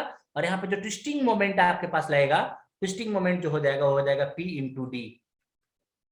क्या हो जाएगा? P into D. और आप देखो ना कि P इंटू डी जो लग रहा है ना, वो कैसे लग रहा है? ये कुछ इस तरीके से लग रहा है, ये कुछ इस तरीके से लग रहा है, एकदम जैसे कि आप नट बोल्ट खोलते हो ना, उस तरीके से। तो यहाँ पे आपके पास क्या है? ये ट्विस्टिंग मोमेंट है। तो इस बात में हम वापस आएंगे, लेकिन कब? जब हम अपना पूरा कहानी स्टार्ट करेंगे, ठीक है। तो बेसिक बेसिक बातें मैंने आपको करी है, बाद में हम देखेंगे जब इसके इंडिविजुअल टॉपिक में जाएंगे तो क्या होगा। आपने क्या पढ़ा? लोड क्या होता है। आपने क्या पढ़ा? बेंडिंग कपल क्या होता है। आपने क्या पढ़ा? ट्विस्टिंग कपल क्या होता है। कभी भी ऑब्जेक्टिव सवाल आए तो आपको निश्चित रूप से बनना चाहिए। अब बेंडिंग के कारण स्ट्रेस क्या होगा, ट्विस्टिंग के कारण स्ट्रेस क्या होगा, ये सारी बातें हम पढ़ेंगे जब इंडिविजुअल चैप्टर में जाएंगे, तब जाके पढ़ेंगे, ठीक है क्या। चलिए, now we are going to start the chapter number 1। हम अपने चैप्टर नंबर 1 को स्टार्ट करते हैं and we are going to discuss the very very easy easy stress. और इसको मैं सिग्मा से डिनोट करने वाला हूं, ठीक है क्या। सिग्मा से डिनोट करने वाला हूं। अब देखिएगा, अगर कोई बोलता है कि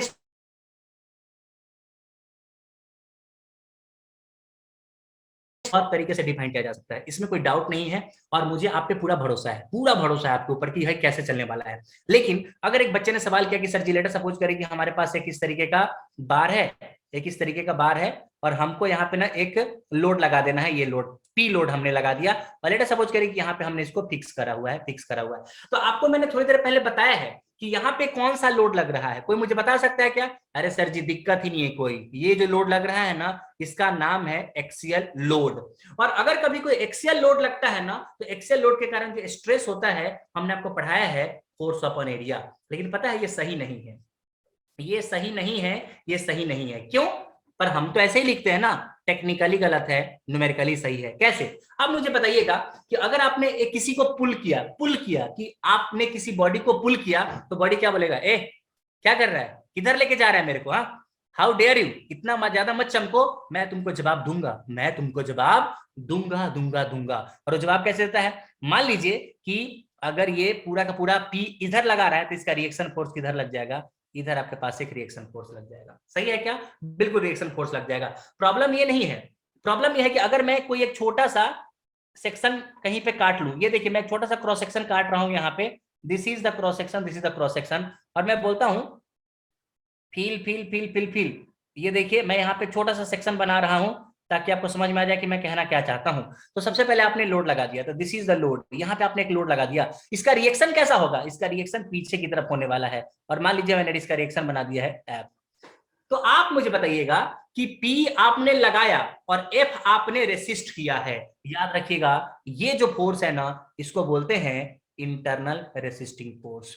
सीधी सी बात है ना कि एक जो आपने पी लगाया है ना, पी का नाम है अप्लाइड फोर्स। छोटी छोटी टर्मिनोलॉजी है, पी का नाम है अप्लाइड फोर्स, या मैं तो बोलता हूं फोर्स कभी नहीं बोलना चाहिए, अप्लाइड लोड बोलना चाहिए। सही है क्या? और एफ का मतलब क्या है? F is the internal resisting forces, कि आपने जब पी लगाया ना तो बॉडी ने कितने फोर्स से रेसिस्ट किया है। तो बताइए इसका मतलब क्या है? तो आप बताओ स्ट्रेस क्या होता है? स्ट्रेस कभी भी अप्लाइड लोड के कारण नहीं लगता है माय डियर फ्रेंड। स्ट्रेस कभी अप्लाइड लोड के कारण नहीं लगता है। Stress is always going to generate with the help of magnitude of the internal resisting forces. और इंटरनल रेसिस्टिंग फोर्सेस का मतलब क्या है कि अगर कोई स्ट्रेस पूछता है कि what is the axial stresses, आप बोल सकते हो एफ अपॉन एरिया। क्या बोल सकते हैं? F upon area is the stresses stresses stresses. सही है क्या? तो एक्सियल स्ट्रेस जो है ना एफ अपॉन एरिया है। बट मैं आपको छोटा सा सवाल पूछना चाहता हूं, सारे लोग ना उड़ जाओगे। कैसे? मैंने बोला which of the following is correct, which of the following is correct, कौन सा बात है जो सही है जो अभी मैं आपके लिए लिखने जा रहा हूं। पहला ऑप्शन मैंने बोला है कि P is equal to F, मैंने बोला P is less than equal to F, मैंने बोला P is greater than equal to F, D मैंने बोला नोटा। चलिए रिप्लाई करिए मुझे, क्या लगता है आपको कि इसमें से कौन सा ऑप्शन सही है? P equal to F, P less than equal to F. चलिए एवरीबॉडी प्लीज टेल मी, आप अपना लॉजिक लगाइए कि F जो है वो इंटरनल रेसिस्टिंग फोर्सेस है और P जो है ना आपके पास वो अप्लाइड फोर्सेस है। Any idea? Any idea? C C okay, A D C C. Yes, this is a very important question. GPSC में ऐसे सवाल नहीं आए हैं, लेकिन अगर आएगा तो जीपीएससी भी गलत करेगा और आप भी गलत करेंगे। ठीक है क्या? Right option is C. अगर आपने सी बोला है तो आप गलत हैं, अगर आपने सी बोला है तो आप गलत हैं, अगर आपने डी बोला है तो भी आप गलत हैं, अगर आपने ए बोला है तो भी आप गलत हैं, लेकिन अगर आपने सी बोला है 1 करोड़ रुपए आप जीत चुके हैं। ठीक है क्या? P less than equal to F is the right answer. और इस बात का फील मैं आपको देने जा रहा हूं, बहुत ध्यान से समझिएगा। मैं आपको बताता हूं कि जैसे फील करिएगा बिल्कुल कि मान लीजिए कि एक छोटा सा बच्चा है, एक छोटा सा बच्चा है, उसका हाथ पकड़ के आप खींचते हो। आपने मान लीजिए कि थोड़ा सा लोड लगाया, लेट अस सपोज करिए कि 10 न्यूटन का लोड लगाया, तो छोटा बच्चा क्या बोलेगा? मैं नहीं जाऊंगा तुम्हारे साथ, ठीक है क्या, पापा ने मना किया है मेरे को किसी के साथ जाने के लिए। तो जब एट द मोमेंट आप 10 न्यूटन का लोड लगाते हो तो बच्चा रेसिस्ट करेगा, मैं नहीं जा रहा, मैं नहीं जा रहा। क्या आपको नहीं लगता कि आपके 10 न्यूटन को उसने काउंटर कर दिया है और उसने एक इंटरनल रेसिस्टिंग फोर्स लगा दिया है? कितना का लगाया होगा मुझे बताइएगा? 10 का। हाँ ना बोलिए, कितना का लगाया होगा? 10 का। लेकिन जब आपने बोला अच्छा नहीं जाएगा और आपने 20 लगा दिया लोड, तो बच्चा बोलेगा अरे दीदी अपने पास और भी पावर है, आओ मेरा पावर देखो। और वो भी 20 न्यूटन का लोड लगा देगा, और वह वो इंटरनल रेसिस्टिंग फोर्स जो है ना 20 का लगा रहा है। जैसे जैसे आगे बढ़ा 30 लगाए, 40 लगाए, 50 लाए, और मान लीजिए कि वो बच्चा है बेचारा 100 से ज्यादा उसकी औकात नहीं है। जैसे आपने 100 लगाया उसका हाथ आपके हाथों में चला जाएगा, तो जैसे आपने 99 लगाया ना वो बोलेगा आई एम द किंग, उसने भी 99 लगा दिया। बट एट द मोमेंट जैसे आपने 100 लगाया ना, वो कभी भी आपको रेसिस्ट ही नहीं करेगा। क्यों? क्योंकि उसकी लिमिट ही खत्म हो गई है और छोटे बच्चे का हाथ आपके हाथों में आ जाएगा। सही है क्या? तो रेसिस्टेंस कब तक आपके पास लगा? जब तक कि आपने उसके ऊपर लोड लगाया और उसकी औकात थी उस रेसिस्टेंस को काउंटर करने की। इसीलिए भले ही आपने 10 लगाया था, लेकिन क्या उसकी औकात नहीं थी क्या 90 लगाने की? थी। भले ही आपने ऊपर में उसको 20 लगाया था, देखो ध्यान से, यहाँ पे कंपेयर करना, भले ही आपने 10 लगाया था, पर इसलिए 10 लगाया, लेकिन उसकी औकात थी कि 90 तक लगा सकता है, 99 तक लगा सकता है, लेकिन ऐसा करेगा नहीं वो। जितना उसको लगाओगे ना उतना ही वो आपसे लगेगा। इसलिए जो अप्लाइड लोड है ना, या तो बराबर होगा या तो कम होगा इंटरनल रेसिस्टिंग फोर्सेस से। क्या आपको मेरी बात समझ में आ रही है या नहीं आ रही है? Everybody tell me, this is a very very easy question जो आपको बहुत बार समझना पड़ेगा। P equal to F is the good option, but this is not the complete option. Clear है क्या? ग्रेट। तो लोगों ने बोला कि यार कभी भी अगर आपको आज के बाद कोई पूछता है ना, कभी भी आपके आज के बाद दो फॉर्मूले जो हमने यहाँ पे अभी निकाले हैं कि भाई साहब एक्सियल लोड के बारे में बात चल रही है। एक्सियल लोड क्या है? एक्सियल लोड, एक्सियल लोड पहला विलन आपके जीवन में आ रहा है एक्सियल लोड के रूप में। और एक्सियल लोड आपको पता है कि load which is along the longitudinal axis. और मैंने आपको बताया है कि अगर कभी कोई बार है ना, अगर कोई बार है ना और उस बार पे अगर आप ना एक एक्सियल लोड लगाते हो, तो याद रखिएगा भाई साहब, जो स्ट्रेस जनरेट होगा ना वो फोर्स अपन एरिया होगा। अब बोले सर जी फिर आपने गलत कर दिया। यस, क्यों? क्योंकि इतना ज्यादा जनरल नोशन है ना, इतना अच्छा प्रैक्टिस है लोगों की कि लोगों को पता है कि अप्लाइड फोर्स और अप्लाइड इंटरनल रेसिस्टिंग फोर्सेस हमेशा क्या होने वाले हैं? बराबर होने वाले हैं। इसीलिए लोगों ने बोला कि how you are going to define the stress.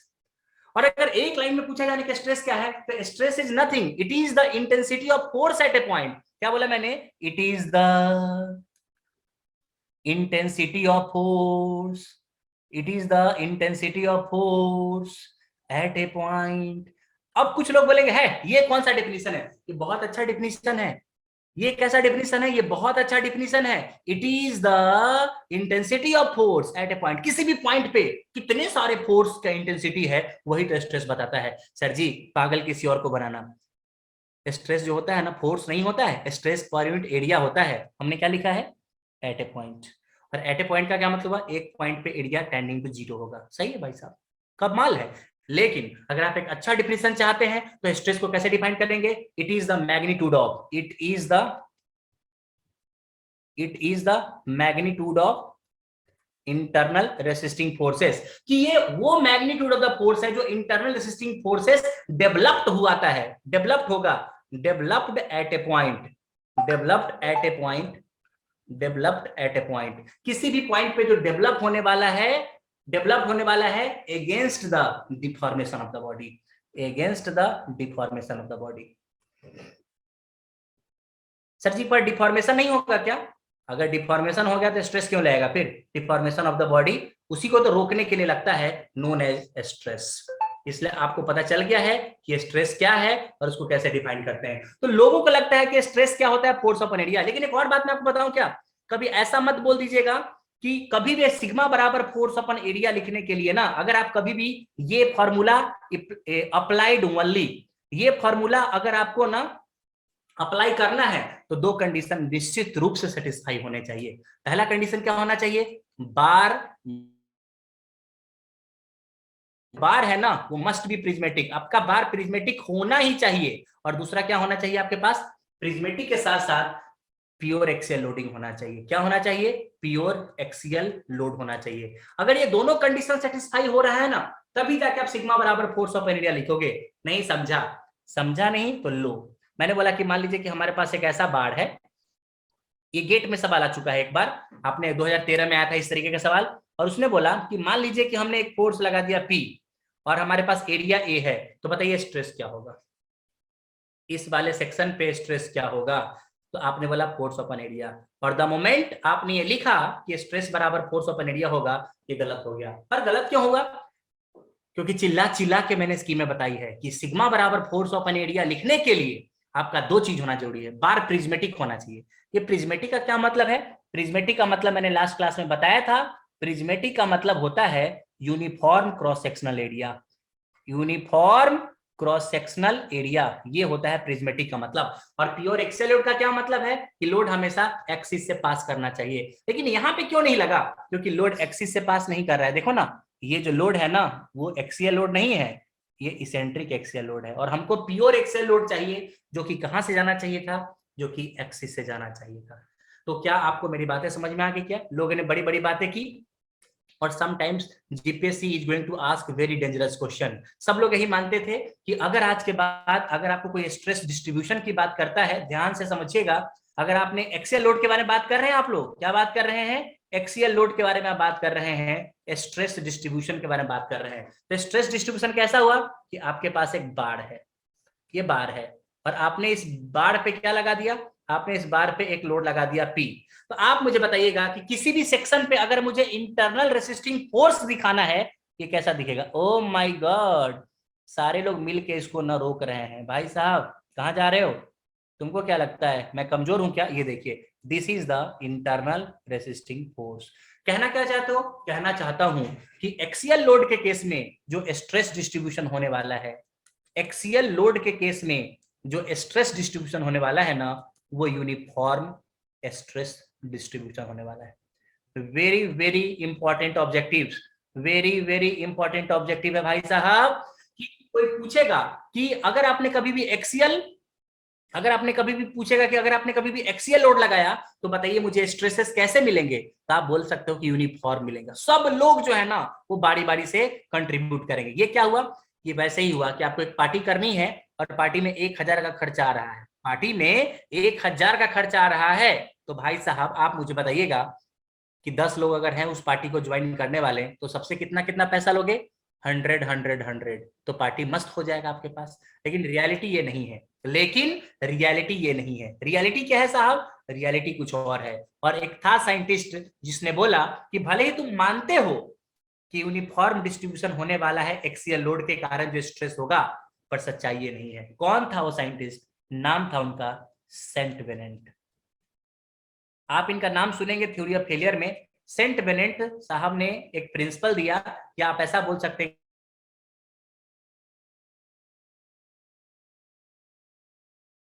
Birthday है, ठीक है, मेरे भाई का बर्थडे है और मैं पार्टी देना चाहता हूं और 10 लोग आने वाले हैं। तो ऐसा नहीं है कि सब लोग 100 कंट्रीब्यूट करेंगे। अगर मेरे भाई का बर्थडे है ना तो मैं थोड़ा ज्यादा कंट्रीब्यूट करूंगा क्योंकि मेरे भाई का बर्थडे है। आपको नहीं लगता? यस। और यही उन्होंने बोला कि गलत है। गलत कैसे है? उन्होंने बोला कि भाई साहब एक छोटी सी बात है, उन्होंने बोला भाई साहब एक छोटी सी बात है कि अगर आपने लोड यहाँ पे लगा दिया ना, तो कोई भी बता सकता है कि अगर किसी ने आपको गाल पे मुक्का मारा ना, तो आपको दर्द गाल पे ज्यादा होगा ना कि पैर में ज्यादा होगा। अगर किसी ने आपको सर पे मुक्का मारा ना, तो आपको दर्द सर में ज्यादा होगा ना कि गाल में ज्यादा होगा। इट मीन्स कि the point eight which load is applying at that point or nearer to that point more stress is generating। सही होना भी चाहिए कि जिस पॉइंट पे आपने लोड लगाया है ना उस पॉइंट पे स्ट्रेसेस थोड़े से ज्यादा होने चाहिए। जैसे मैं बताऊं कि यहाँ वाला क्या करेगा, मैं आपको डायग्राम दिखाता हूं। यहाँ वाला थोड़ा सा कम स्ट्रेस लगाएगा, यहाँ वाला थोड़ा सा ज्यादा स्ट्रेस लगाएगा, यहाँ वाला थोड़ा और ज्यादा लगाएगा। लेकिन जैसे जैसे आप लोड के पास आओगे ना वो सबसे ज्यादा लगाएगा, बोलेगा भाई साहब मेरे भाई का बर्थडे है, मेरे को तो ज्यादा लगाना ही पड़ेगा। और जैसे जैसे आप लोड से दूर जाते जाओगे ना तो वैसे वैसे स्ट्रेस कमते चला जाएगा। और जो पूरा डिस्ट्रीब्यूशन आ रहा है ना वो कुछ इस तरीके का डिस्ट्रीब्यूशन आ रहा है। तो लोगों को लगता है ना कि एक्सियल स्ट्रेस के कारण जो डिस्ट्रीब्यूशन होता है वो यूनिफॉर्म होता है।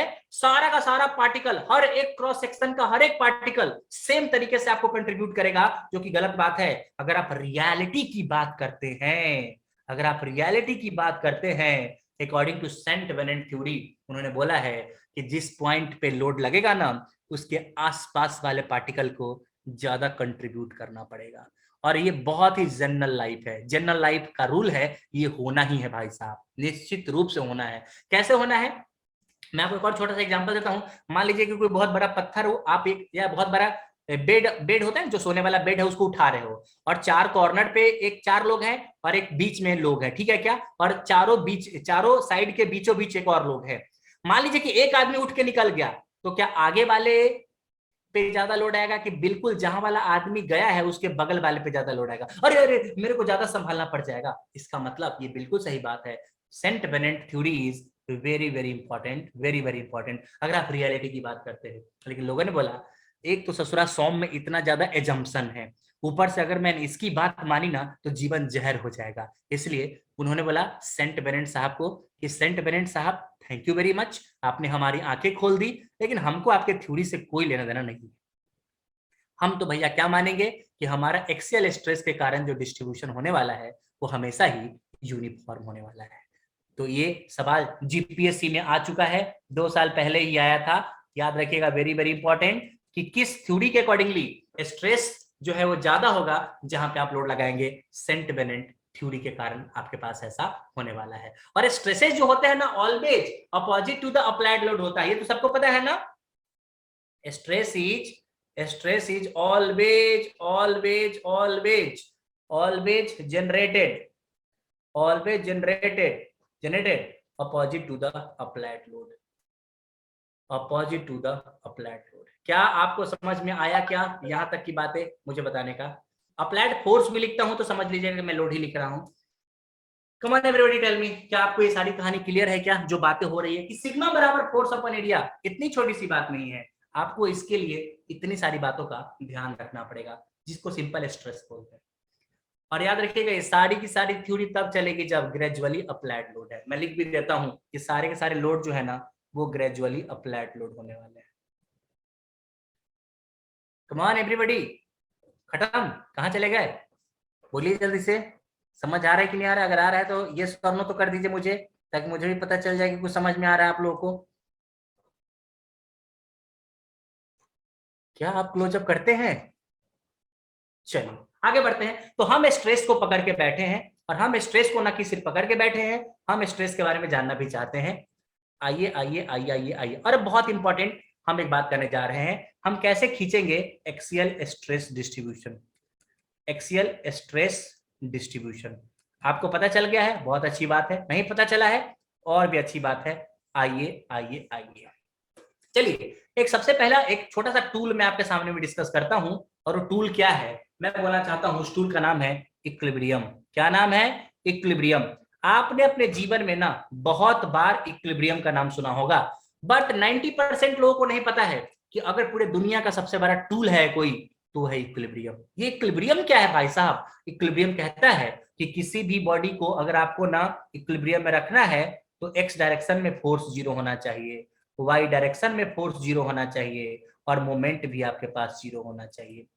सर ये किसके लिए है? 2D के लिए, कि अगर कोई बॉडी 2D में है, और जनरली बॉडी 2D में ही रहती है। अगर हम अपने कोर्सेस की बात करेंगे, अगर ये 3 चीजें हैं ना तो बॉडी हमेशा इक्विलिब्रियम में रहेगी। सही है क्या? बिल्कुल। मैंने बोला कि अगर कोई बॉडी इक्विलिब्रियम में नहीं है, हो ही नहीं सकता। दुनिया में कोई भी बॉडी इक्विलिब्रियम में होना बहुत ज्यादा जरूरी है। लोगों ने बोला कहना क्या चाहते हो? मैंने बोला मैं कहना ये चाहता हूं, और बहुत प्यार से, कि अगर मान लीजिए कि हमारे पास एक बार है, सब लोग पेपर कलम निकाल के रखिए। हमारे पास एक बार है, और इस बार पे मैंने क्या कर दिया है, यहाँ पे इसको फिक्स कर दिया है, फिक्स कर दिया है, और मैंने लोड लगाना शुरू किया है सब पे। आपको बताना है किस बार में कितना लोड लगेगा, किस में कितना स्ट्रेस लगेगा। बहुत बार सवाल आपके पास आ चुका है। मैंने बोला यहाँ पे आपने लगाया है 20 किलो न्यूटन, यहाँ पे आपने लगाया है 10 किलो न्यूटन, यहाँ पे आपने लगाया है 20 किलो न्यूटन, यहाँ पे आपने लगा दिया है 10 किलो न्यूटन। चलिए मेरे को जानना है कि हर एक बार में, हर एक बार के सेक्शन में, लेट अस सपोज ये ए है, बी है, सी है, डी है और ई है, मुझे बताना है कि कितना कितना लोड होगा। अब मेरी बात ध्यान से समझिए कि जो भी लोड है, सबसे पहले आपको क्या करना है, आप बताओ कि अप्लाइड लोड कितना है, यहाँ पे कितना लोड अप्लाई किया गया है। What is the applied load? 20। Okay, देखते हैं what is the applied load. और अप्लाइड लोड क्या है ध्यान से समझिएगा। क्या आपने 20, यार इक्विलिब्रियम क्या कहता है कि जितना फोर्स होगा ना सब बराबर होगा, तो 20 राइट साइड में आपने लगाया है, बहुत अच्छा। राइट साइड में आपने और क्या लगाया था? 10 लगाया था, बहुत अच्छा। और राइट साइड में आपने एक और लोड लगाया था, 20 लगाया था। देखो ये एक लगाया था, ये एक लगाया था, और ये एक लगाया था, इतना आपने राइट में लगाया है। तो लेफ्ट में कितना लगाया आपने? लेफ्ट में आपने 10 लगाया है। तो देखो राइट वाला टोटल 50 हो गया है, और लेफ्ट वाला टोटल 10 हो गया है। तो आप क्या बता सकते हो क्या कि रिजल्टेंट कितना आपके पास लोड बच रहा है? 40, और वो भी राइट साइड में। सर जी तो बड़ा अच्छा नॉर्मल सवाल था। यस, लेकिन पहला सवाल था इसलिए आपको अच्छे से समझा रहा हूं। बताओ what is the total applied load on the body? 40। देखो अप्लाइड लोड का जो डायरेक्शन है ना, आप अपने हाथों पे भी ऐड कर सकते हैं इसको, लेकिन अप्लाइड लोड जो है ना वो 40 किलो न्यूटन है राइट साइड में। सही है क्या? बिल्कुल सही बात है। लोगों ने बोला equilibrium is the king, equilibrium से बड़ा कोई सत्य नहीं है जीवन में। इसका मतलब क्या है? ये बोलेगा ओ भाई किधर जा रहे हो, रिएक्शन तो लगाना पड़ेगा। एक बच्चा बोलता है आपको कैसे पता चला कि रिएक्शन लेफ्ट में लगेगा? अच्छा, बॉडी को राइट में लेके जा रहा है तो रिएक्शन भी राइट में लगेगा क्या? हाँ, अगर तुमको कोई गोली मारने आ रहा है तो तुम बोलोगे अपनी छाती खोल के दिखा दो, अरे भाई मार दो सलमान खान हूं मैं, कि तुम अपना बुलेट प्रूफ जैकेट पहनोगे? तो अगर राइट साइड में कोई लोड लग रहा है तो तुमको रिएक्ट करने के लिए तो लेफ्ट साइड में ही रिएक्शन लगाना पड़ेगा ना। इसका मतलब है कि अगर इस पूरे बीम को इस इक्विलिब्रियम में रहना है तो यहाँ पे 40 किलो न्यूटन लगाना ही पड़ेगा। ये पूरा हो गया इसका फ्री बॉडी डायग्राम, यही लोड आपके पास लगने वाला है। लोगों ने बोला लेकिन हर एक इंडिविजुअल मेंबर पे क्या लगने वाला है? बहुत ध्यान से समझिएगा भाई साहब, हर एक इंडिविजुअल मेंबर में क्या लगने वाला है। मैंने बोला ठीक है, एबी में कितना लोड लगेगा? पी मतलब लोड और एबी मतलब एबी। बीसी में कितना लोड लगेगा? सीडी में कितना लोड लगेगा? और डीई में कितना लोड लगेगा? कब कितना लोड लगेगा ये आपको बताना है। क्या आप बता सकते हो क्या? चलिए, कोई बता सकता है एबी में कितना लोड लगेगा? मैं आपको बताना चाहता हूं कि कभी भी किसी भी सेक्शन में आपको लोड निकालना हुआ ना, कुछ नहीं करना है आपको, एक सेक्शन ले लेना है। एक सेक्शन ले लिया एबी में, और या तो पूरा लेफ्ट का फोर्स ले लीजिए या तो पूरा राइट का फोर्स ले लीजिए। अगर आप लेफ्ट का फोर्स लेना चाहते हो तो ये देखो, ये देखो, ये पूरा लेफ्ट का फोर्स है। और आपको पता है लेफ्ट में तो एक ही फोर्स है 40 किलो न्यूटन, इसीलिए आपको एबी में फोर्स कोई बोलेगा तो ये हो जाएगा 40 किलो न्यूटन। सही है क्या? बिल्कुल सही है भाई साहब। सर जी एक बात बताओ, ये बीसी में कितना लोड होगा? बीसी में कितना? अच्छा बीसी में ले लो, और बीसी में अगर आपको लोड लेना है देखिए क्या होगा क्या होगा क्या होगा। ये देखिए एक साइड का लोड ले लीजिए, मैंने राइट साइड का ले लिया है। तो सर जी क्या राइट वाला या लेफ्ट वाला कोई भी ले सेम ही होगा क्या? बिल्कुल सेम होगा भाई, इक्विलिब्रियम है, देख चेक कर लो तुम लोग। अगर आप राइट में लोगे तो कितना फोर्स है? 10 और 10, ये वाले 10 ने ये वाले 10 को मार दिया तो सिर्फ यही वाला 20 आपके पास बच जाएगा। बचेगा नहीं बचेगा? 20। तो अगर आप राइट से देखोगे ना तो 20 किलो न्यूटन राइट साइड में जा रहा है। सर जी मैं आपकी बात नहीं मानता, लेफ्ट में तो बताओ। ये लो लेफ्ट में देखना चाहते हो क्या? आ जाओ सनम, आ जाओ सनम, जहां से सेक्शन लिया वहां से। अब देखो एक तो 20 इधर लग रहा है और एक 40 इधर लग रहा है। आपको नहीं लगता 40 माइनस 20 अभी भी 20 ही होगा? 20 किलो न्यूटन, हाँ या ना? मतलब कि किसी भी तरीके से देखोगे ना, मैं बार बार अभी दो चार सवाल बताऊंगा, चिंता मत करो।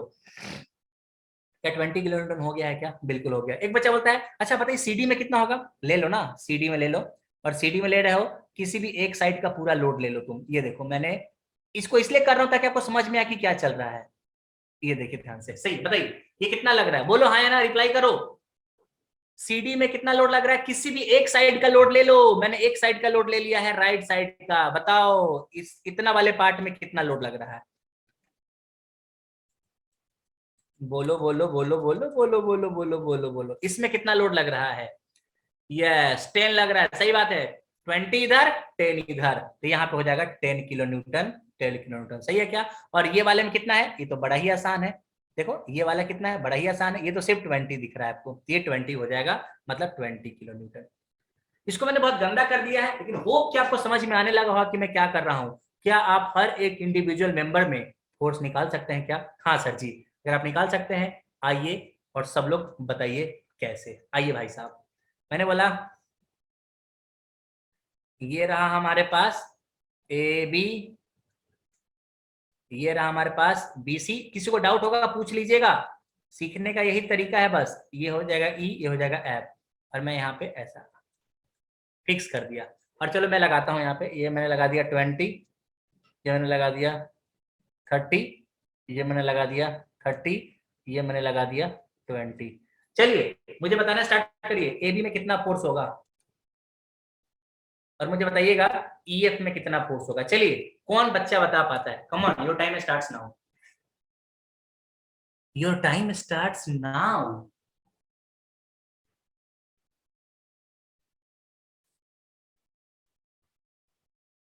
किस मेंबर में कितना फोर्स लगेगा ये आपको बताना है।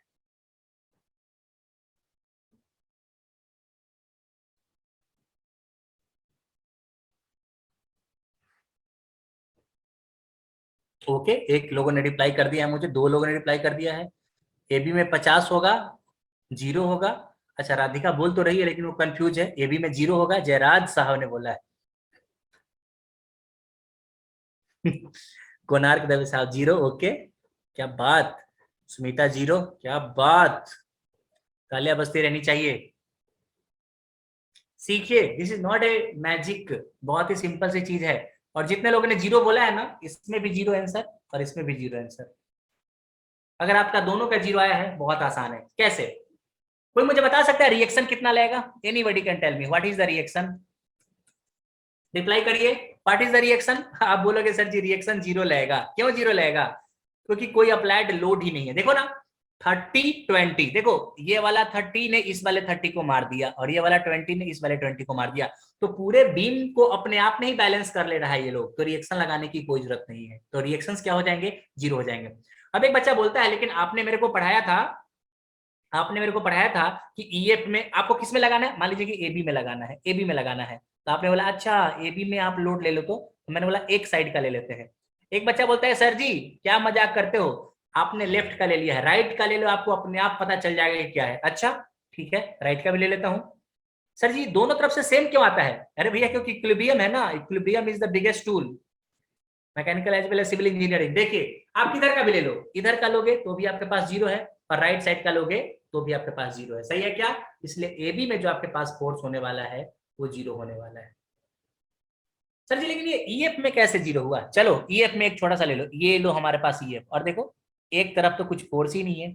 अगर कोई फोर्स ही नहीं है तो कहां से लोगे? सही है क्या? इसलिए ईएफ में भी क्या होने वाला है? 0 होने वाला है। कुछ लोगों को पता है क्या डाउट होता है, मैं आपको बताता हूँ। कुछ लोगों का डाउट कैसा रहता है, मैं भी जब छोटा था तो ऐसा लगता था सर जी एबी में फोर्स लगाना है क्या? आपको नहीं आया, मैं बताता हूँ एबी में कैसे फोर्स निकालते हैं। यहाँ पे सेक्शन ले लो सर। कुछ जो महान लोग होंगे ना उनको ये वाली बातें दिमाग में आ रही होगी कि आलोक सर ना जल्दी जल्दी मैंने कुछ भी बोल रहे हैं। सर जी जो मैंने अभी हरा कलर का लाइन लिया है ना वहां पे आप लोड, अब बताओ तो लोड कितना होगा लेफ्ट में? बोला लो ना, ये लो भाई साहब, मैंने बोल दिया ये होगा। पता चल गया, 20-20। गोली मार दूंगा, याद रखिएगा। इस तरह की अगर बकवास बात अगर आपने की ना, both direction loads are equal. देखिए अगर आपको ऐसा लगता है कि ये वाला इसके अंडर में आ जाएगा, no no no no no, अरे ये तो यहीं पे लग रहा है, बिल्कुल इसी पॉइंट पे लग रहा है। लोड हमेशा पॉइंट पे लगता है, वो उतना आगे नहीं। तो उतना बड़ा एरो क्यों बनाया है? क्योंकि छोटा एरो बनाऊंगा ना तो दिखेगा नहीं आपको। समझ में आ रहा है कि नहीं आ रहा है? इसलिए दोनों में लोड क्या है आपके पास? 0 है। अगर आप लोगों को समझ में आ गया है तो मुझे एक और सवाल मैं आपको देता हूं, और इसमें सारे के सारे मेंबर में लोड बताओ मुझको। सारे के सारे मेंबर में लोड बताओ मुझको। ये हो जाएगा 20, मैंने बोला ये वाला हो जाएगा 30, मैंने ये वाला हो जाएगा आपके पास 10, और ये वाला हो जाएगा 10। चलिए बताइए हर एक मेंबर में लोड बताइए, ए बी सी डी। चलिए जल्दी बताइए सारे मेंबर में किस मेंबर में कितना लोड होने वाला है? Come on.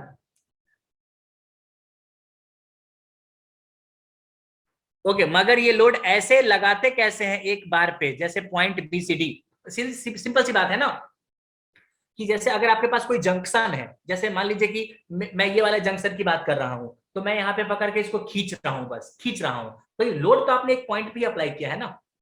अब जैसे मैं किसी को एक थप्पड़ मारता हूं तो मैं तो लोड एक ही पॉइंट पे लगाता हूँ ना, सिर्फ एक पॉइंट पे लगाता हूँ, पूरे बॉडी पे नहीं लगा रहा हूँ, एक पॉइंट पे लगा रहा हूँ। तो जितना भी लोड हम अभी लगा रहे हैं ना, सिंपल एक पॉइंट पे लगा रहे हैं। ठीक है क्या? अब आपको ऐसा लग जरूर रहा होगा कि एक बार में कैसे लगाते हो, एक बार में कि कोई बच्चा क्यों, राधिका ने सवाल ऐसा पूछा है कि ये एक बंदा जो है मटेरियल के अंदर में कैसे घुस गया है। ये देखो एक आदमी जो है ये मटेरियल के अंदर में कैसे घुस गया है 30 न्यूटन लगाने के लिए, और ये 10 न्यूटन कैसे घुस गया है। अरे भैया ये एक्सटर्नल फोर्स जरूर है लेकिन इसको बैलेंस कर रहा है in the terms of the internal forces, कि जब आप लगाओगे ना तो अपने आप से एक्टिवेट हो जाएगा कि अरे भाई मेरे को लेके मत जाओ। चलिए सब लोग बताइए एबी में कितना होगा, एबी में कितना होगा फोर्स, बीसी में कितना होगा फोर्स, और सीडी में कितना होगा फोर्स। चलिए रिप्लाई रिप्लाई रिप्लाई। शाबाश शाबाश शाबाश। मैं इसलिए बता रहा हूं कि चाहे आप कहीं पढ़ लीजिए, कितना भी पढ़ लीजिए, लेकिन अगर आप बातों को ध्यान से नहीं सुनेंगे ना, कोई मतलब नहीं है। ये पूरा सवाल ही गलत है, रॉन्ग क्वेश्चन। जानबूझ के दिया था मैंने, क्यों? ये बॉडी बैलेंस नहीं है। तुम लोग कहाँ निकल लिए थे पता नहीं, बॉडी इज नॉट बैलेंस्ड।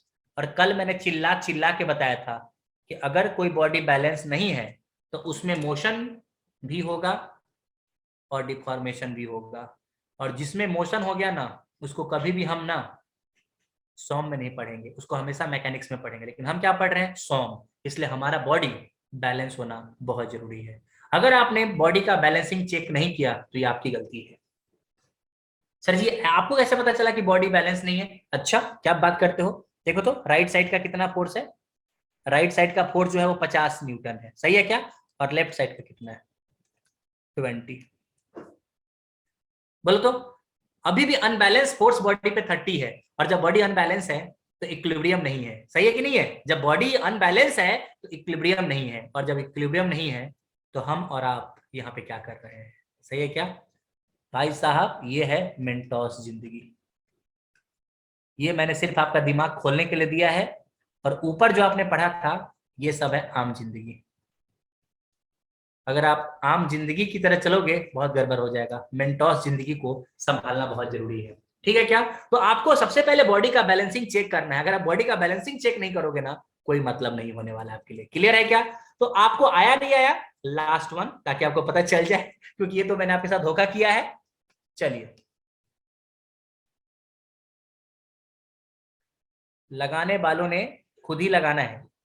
मैंने बोला ये 100 है और ये 20 है, और मैंने बोला कि ये हमारे पास 40 है।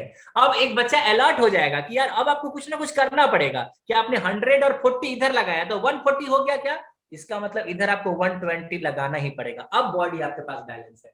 चलिए बता दीजिए मुझे क्या होने वाला है आपके पास, बता दीजिए मुझे।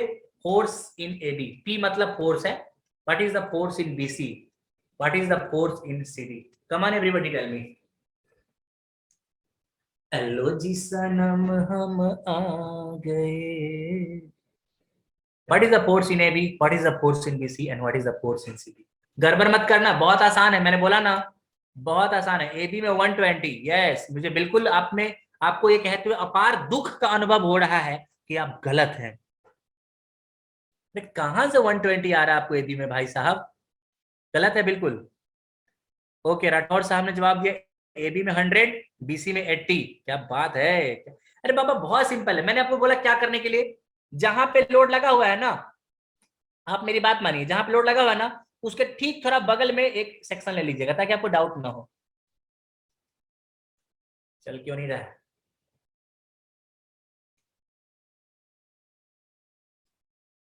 हाँ देखिए, यहाँ पे एक छोटा सा आपने क्या कर दिया। सब लोग का स्क्रीन दिख रहा है क्या? सब लोग का स्क्रीन दिख रहा है क्या? No sir. नहीं, ओके डन, जस्ट 1 मिनट, अब आपको दिख रहा होगा। अब दिख रहा है ना, मैंने शेयर कर दिया। हाँ तो ये देखिए, आप जहां पे आपको लोड निकाला है ना, वहां पे बिल्कुल आप छोटा सा ऐसा ले लीजिए, और उसके बाद में आप लेफ्ट से लीजिए चाहे राइट से लीजिए। मैं आपको दोनों दिखाता हूँ। देखिए, लेफ्ट से लेंगे तो सिर्फ 100 दिख रहा होगा, और 100 टेंसाइल है, दूर जा रहा है, तो इसलिए 100 किलो न्यूटन हो गया। एक बच्चा बोलेगा हमको नहीं करना है, सीधे बताओ आप मेरे को कि बीसी में कितना होगा। चल कोई दिक्कत नहीं, लो यहाँ पे एक सेक्शन ले लो, किसी भी साइड ले लो, आपको कभी दिक्कत नहीं होगा। अगर दोनों तरफ से आंसर अलग आ रहा है ना, इसका मतलब है कि आप गलत है। देखो, अगर आप राइट साइड से लेंगे बीसी में ना, तो 40 अंदर आ रहा है, ऐसा है, ये रहा ये सेक्शन। और एक बच्चे ने बोला कि मैं 40 इधर ले रहा हूं, और एक बोलता है 120 इधर ले रहा हूं, तो कितना बचेगा? दूर जाता हुआ 80 बच जाएगा। इसका मतलब कि बीसी में 80 किलो न्यूटन हो जाएगा, दूर जाता हुआ टेंसाइल। सर जी बीसी में लेफ्ट साइड से लो ना, लो ना, ये बीसी रहा आपके पास, बीसी सेक्शन, और ये देखो इधर 20 इधर आ रहा है बीसी के। बीसी सेक्शन आपके पास कौन सा है? ये वाला है, ये वाला आपने ले रहे हैं, ठीक है क्या? और 20 इधर आ रहा है, और ये देखो 100 इससे दूर जा रहा है। ओके, 100 में से 20 जाएगा 80 किलो न्यूटन। देखो मैंने बोला ना कि अगर दोनों साइड से आपका आंसर अलग आ गया ना, इसका मतलब आप गलत हैं। इक्विलिब्रियम को दुनिया में कोई भी गलत नहीं कर सकता है, कोई भी नहीं, ना हम ना आप, कोई भी नहीं, ठीक है? चलो सीडी में बता दो। सीडी तो बहुत आसान है। अरे सर जी बहुत आसान है। बहुत आसान है, ये देखो सीडी में कितना हो जाएगा? 120, दूर जा रहा है, 120 120। सर जी लेफ्ट से लो तो मुझे पता चलेगा। अरे भाई ऐसा मत करो, देखो लेफ्ट से लो क्या, ये रहा सीडी आपके पास, मतलब यहाँ वाला मैंने सेक्शन लिया है, और जो जो फोर्स आ रहा है ना 40 दूर जा रहा है इससे, 20 इसके अंदर आ रहा है, और 100 इससे दूर जा रहा है। देखो पता चल जाएगा, ये 40 और ये 100, 140, 140 में से 20 गया 120। बोलो हाँ या ना। एक बच्चा बोलेगा सर जी ये तो बड़ा आसान है, लेकिन हमेशा फोर्स निकालने के लिए आएगा क्या, स्ट्रेसेस भी निकालने के लिए आ सकते हैं। जैसे किसी ने बोला एबी में स्ट्रेस निकालो तो फोर्स अपॉन एरिया, किसी ने बोला बीसी में स्ट्रेस निकालो तो फोर्स अपॉन एरिया, किसी ने बोला कि सीडी में स्ट्रेस निकालो तो फोर्स अपॉन एरिया। और एरिया को देना पड़ेगा, मान लीजिए कि मैंने एरिया बोला कि 10 मीटर स्क्वायर हमने एरिया ले लिया है, तो कुछ नहीं करना है, जितना भी इंडिविजुअल फोर्स आया है ना उसमें 10 से डिवाइड कर दीजिए। देखो देखो आपके पास एबी में कितना फोर्स आया 100, तो 100/10 मतलब ये हो जाएगा 10, और यहाँ 10 न्यूटन पर मीटर स्क्वायर, क्योंकि हम स्ट्रेस ले रहे हैं। यहाँ पे सिग्मा बीसी कितना हो जाएगा मेरे बालक लोग, ये हो जाएगा 80/10, क्योंकि एरिया सबका सेम ही दिख रहा है ना, यूनिफॉर्म क्रॉस सेक्शन का है, ये हो जाएगा 8 न्यूटन पर मीटर स्क्वायर। और यहाँ पे सीडी में कितना हो जाएगा, ये हो जाएगा आपके पास 120/10 मतलब 12 न्यूटन पर मीटर स्क्वायर। देखो अगर इसके बाद भी अगर आप नहीं निकाल पाओगे ना, इसका मतलब आप समझे ही नहीं कि इक्विलिब्रियम क्या है। बोलिए क्या मेरे को और बताना चाहिए, यही सेम सवाल कि आप समझ रहे हो कि क्या बात चल रही है। वन मोर क्वेश्चन एवरीबॉडी, क्योंकि ऐसे सवाल आपको जीपीएससी में कम से कम दो तो जरूर मिलेंगे, दो तो जरूर मिलेंगे आपको जीपीएससी में। सीमा आपने सवाल पूछा था मेरे से कि लोड कैसे लग जाता है बीच में जाके, वो शायद आपका क्लियर हो गया होगा ना, कि अंदर कौन है जो घुस के लोड लगा ले रहा है। ऐसा नहीं है, अंदर घुस के लोड नहीं लगता, वो इंटरनल फोर्सेस के फॉर्म में जनरेट हो जाता है फोर्स। Done everybody. अब चलिए कोई ऐसा बच्चा जिसको नहीं समझ में आया है कि एक्सियल स्ट्रेस किस मेंबर में कितना होगा, हमको नहीं आ रहा है निकाले, कोई भी बच्चा ऐसा है तो मुझे बता दीजिए। एनीबॉडी जिसको डाउट हो रहा है कि यार क्या हो गया यार, बोलिए बोलिए, कोई भी बच्चा जिसको डाउट हो रहा है क्या हो गया। Everybody clear, great great great. Okay, तो अभी हमने स्ट्रेस के बारे में देखा, और याद रखिए अभी हम सिर्फ और सिर्फ ना एक्सियल स्ट्रेस के बारे में बात कर रहे हैं। हम पहला विलन से निपट रहे हैं जिसका नाम है एक्सियल एक्सियल एक्सियल। अब हम देखने वाले हैं एक बहुत ही शानदार चीज, और शानदार चीज क्या है कि स्ट्रेसेस कैसे होते हैं। अगर मैं आपको थोड़ी देर के लिए बताऊं ना, तो अगर कोई ऐसा बंदा बोलता है कि स्ट्रेसेस क्या होते हैं, तो आपको पता है स्ट्रेसेस क्या होते हैं, लेकिन स्ट्रेस कितने टाइप के होते हैं ये आपको अगर कोई पूछेगा तो आप बोलेंगे अरे यार ये क्या है, कितने टाइप का क्या होता है, आपने पढ़ा है। एक स्ट्रेस को बोलते हैं नॉर्मल स्ट्रेस, और दूसरा स्ट्रेस को क्या बोलते हैं, शियर स्ट्रेस। क्या बोलते हैं, शियर स्ट्रेस, शियर स्ट्रेस। और याद रखिए मैंने बोला है कि नॉर्मल स्ट्रेस को हमेशा सिग्मा से डिनोट करते हैं, और शियर स्ट्रेस को हम लोग टाउ से डिनोट करेंगे। एक बच्चा बोलता है कि नॉर्मल स्ट्रेस कितने तरीके का होता है, ये भी कल पढ़ चुके हैं हम लोग। नॉर्मल स्ट्रेस भी दो तरीके का होता है। एक्सियल स्ट्रेस, आपको मैंने बोला है कि एक्सियल लोड के कारण जो स्ट्रेस लगेगा वो एक्सियल स्ट्रेस होगा। और यहाँ पे क्या हो जाएगा, एक एक्सियल स्ट्रेस हो जाएगा जो अभी हम सिंपल लोड लगाते हैं ना, वो हमारा एक्सियल स्ट्रेस है और नॉर्मल है। और दूसरा होता है बेंडिंग स्ट्रेस, जो आपने पढ़ा नहीं है। अच्छा, बेंडिंग के कारण जो स्ट्रेस होता है वो नॉर्मल स्ट्रेस होता है क्या, हाँ। ऐसा कैसे पता चला आपको, क्योंकि मैंने बोला था उसमें जो कपल का डायरेक्शन होता है ना, वो perpendicular to the cross section होता है। और अगर कोई भी लोड या कोई भी मोमेंट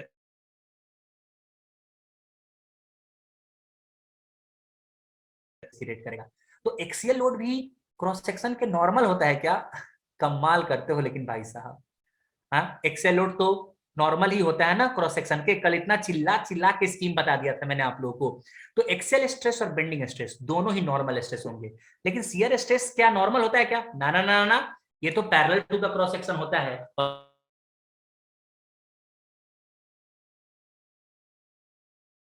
वाले हैं। और दूसरा आज आपने पढ़ा है थोड़ा सा, जिसको बोलते हैं टॉर्सनल शियर स्ट्रेस। पर सर ये दोनों शियर कैसे हुए, अरे भैया मैंने बताया ना कि चाहे वो डायरेक्ट शियर स्ट्रेस हो चाहे वो टॉर्सनल शियर स्ट्रेस हो, दोनों का ही कपल का डायरेक्शन जो होता है ना वो parallel to the cross section होता है। और कोई भी लोड और कोई भी कपल या कोई भी मोमेंट अगर parallel to the cross section हो रहा है ना, वो कभी भी आपके पास ना नॉर्मल स्ट्रेस जनरेट नहीं करेगा, they are always going to create the shear stress. अरे मैंने कल बताया था, देखो ना ये वाला ये सारे के सारे शियर स्ट्रेसेस जनरेट कर रहे हैं, नॉर्मल स्ट्रेसेस जनरेट नहीं करने वाले हैं। आने वाले बाद में हम बोलेंगे कि आपका नाम है ना कुछ है, लेकिन हमको आपके नाम से कोई मतलब नहीं है। जब तक कि मैं आपका आधार कार्ड ना देख लूं ना, तब तक मुझे आपके नाम पे भरोसा नहीं होने वाला है। तो लोगों ने बोला इसका मतलब आधार कार्ड का क्या बात हो गई है, यहाँ भी आधार कार्ड होगा क्या? यस, स्ट्रेस का अपना एक आधार कार्ड है, जिससे हम स्ट्रेस को पहचानते हैं कि इसका घर कहाँ है, इसके पिताजी का क्या नाम है, इसके माताजी का क्या नाम है, इसका प्रोफेशन क्या है। और उस टर्म को बोलते हैं स्ट्रेस टेंसर। क्या बोलते हैं? Stress tensor. This is nothing, this is the Aadhaar card of the stress. और ये हम देखेंगे नेक्स्ट क्लास में कि कैसे स्ट्रेस को पहचानते हैं, कि कहाँ पे नॉर्मल स्ट्रेस आएगा, कहाँ पे सीवियर स्ट्रेस आएगा। और यहां से हम आगे जाके देखेंगे कि कैसे हम स्ट्रेन निकालेंगे, कैसे वॉल्यूमेट्रिक स्ट्रेन निकालेंगे, कैसे हम एक्सेल स्ट्रेन निकालेंगे, कैसे लॉन्गिट्यूडनल स्ट्रेन निकालेंगे, कैसे हम लोग पॉइजन्स रेशियो डिफाइन करेंगे, कैसे बल्क मॉडल्स डिफाइन करेंगे, कैसे हम लोग जो है elastic models of elasticity define करेंगे, कैसे हम मॉडल्स ऑफ रिजिडिटी डिफाइन करेंगे। Next lecture is the very very important lecture and more or less very very dangerous lecture, जिसमें बहुत सारी इंफॉर्मेशन आपको दिए जाएंगे जो आपके एग्जाम के लिए बहुत इंपॉर्टेंट होने वाले हैं। तो होप कि आपको आज का लेक्चर समझ में आया होगा।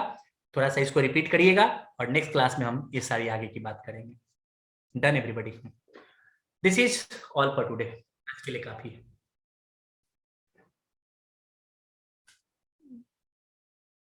सब लोगों को क्लियर है ना? कोई डाउट है तो आप लोग पूछ सकते हैं मेरे से। अब if you don't have any doubt you can go, but you have any doubt you can ask to me.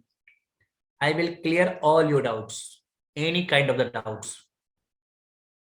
Attendance link आज तो मेरे को सर ने भेजा नहीं अटेंडेंस लिंक, लेकिन कल वाला भेजूं क्या मैं? रुक जाइए, just 1 minute, just 1 minute, give me a moment.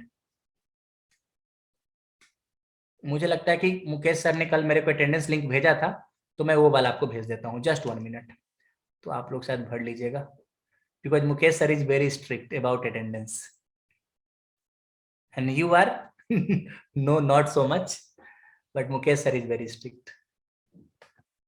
This is copy link address and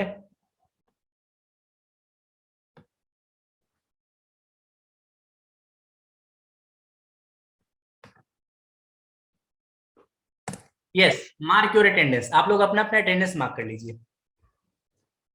thank you guys, thank you very much. आप लोग जनता बहुत अच्छे हो, बहुत ध्यान से सुनते हो, तो मैं भी वादा करता हूं कि बहुत अच्छा आपको बताऊंगा हर चीज आपको। और हम जीपीएससी का जितना प्रीवियस ईयर क्वेश्चन है ना, वो सारा डिस्कस करते हुए चलेंगे। नेक्स्ट क्लास में 15 से 20 मिनट हम डिस्कस करेंगे जीपीएससी का क्वेश्चन, जितना हमने अभी तक पढ़ा हुआ है। ठीक है, तो मीटिंग लेफ्ट किया जाए। Bye guys.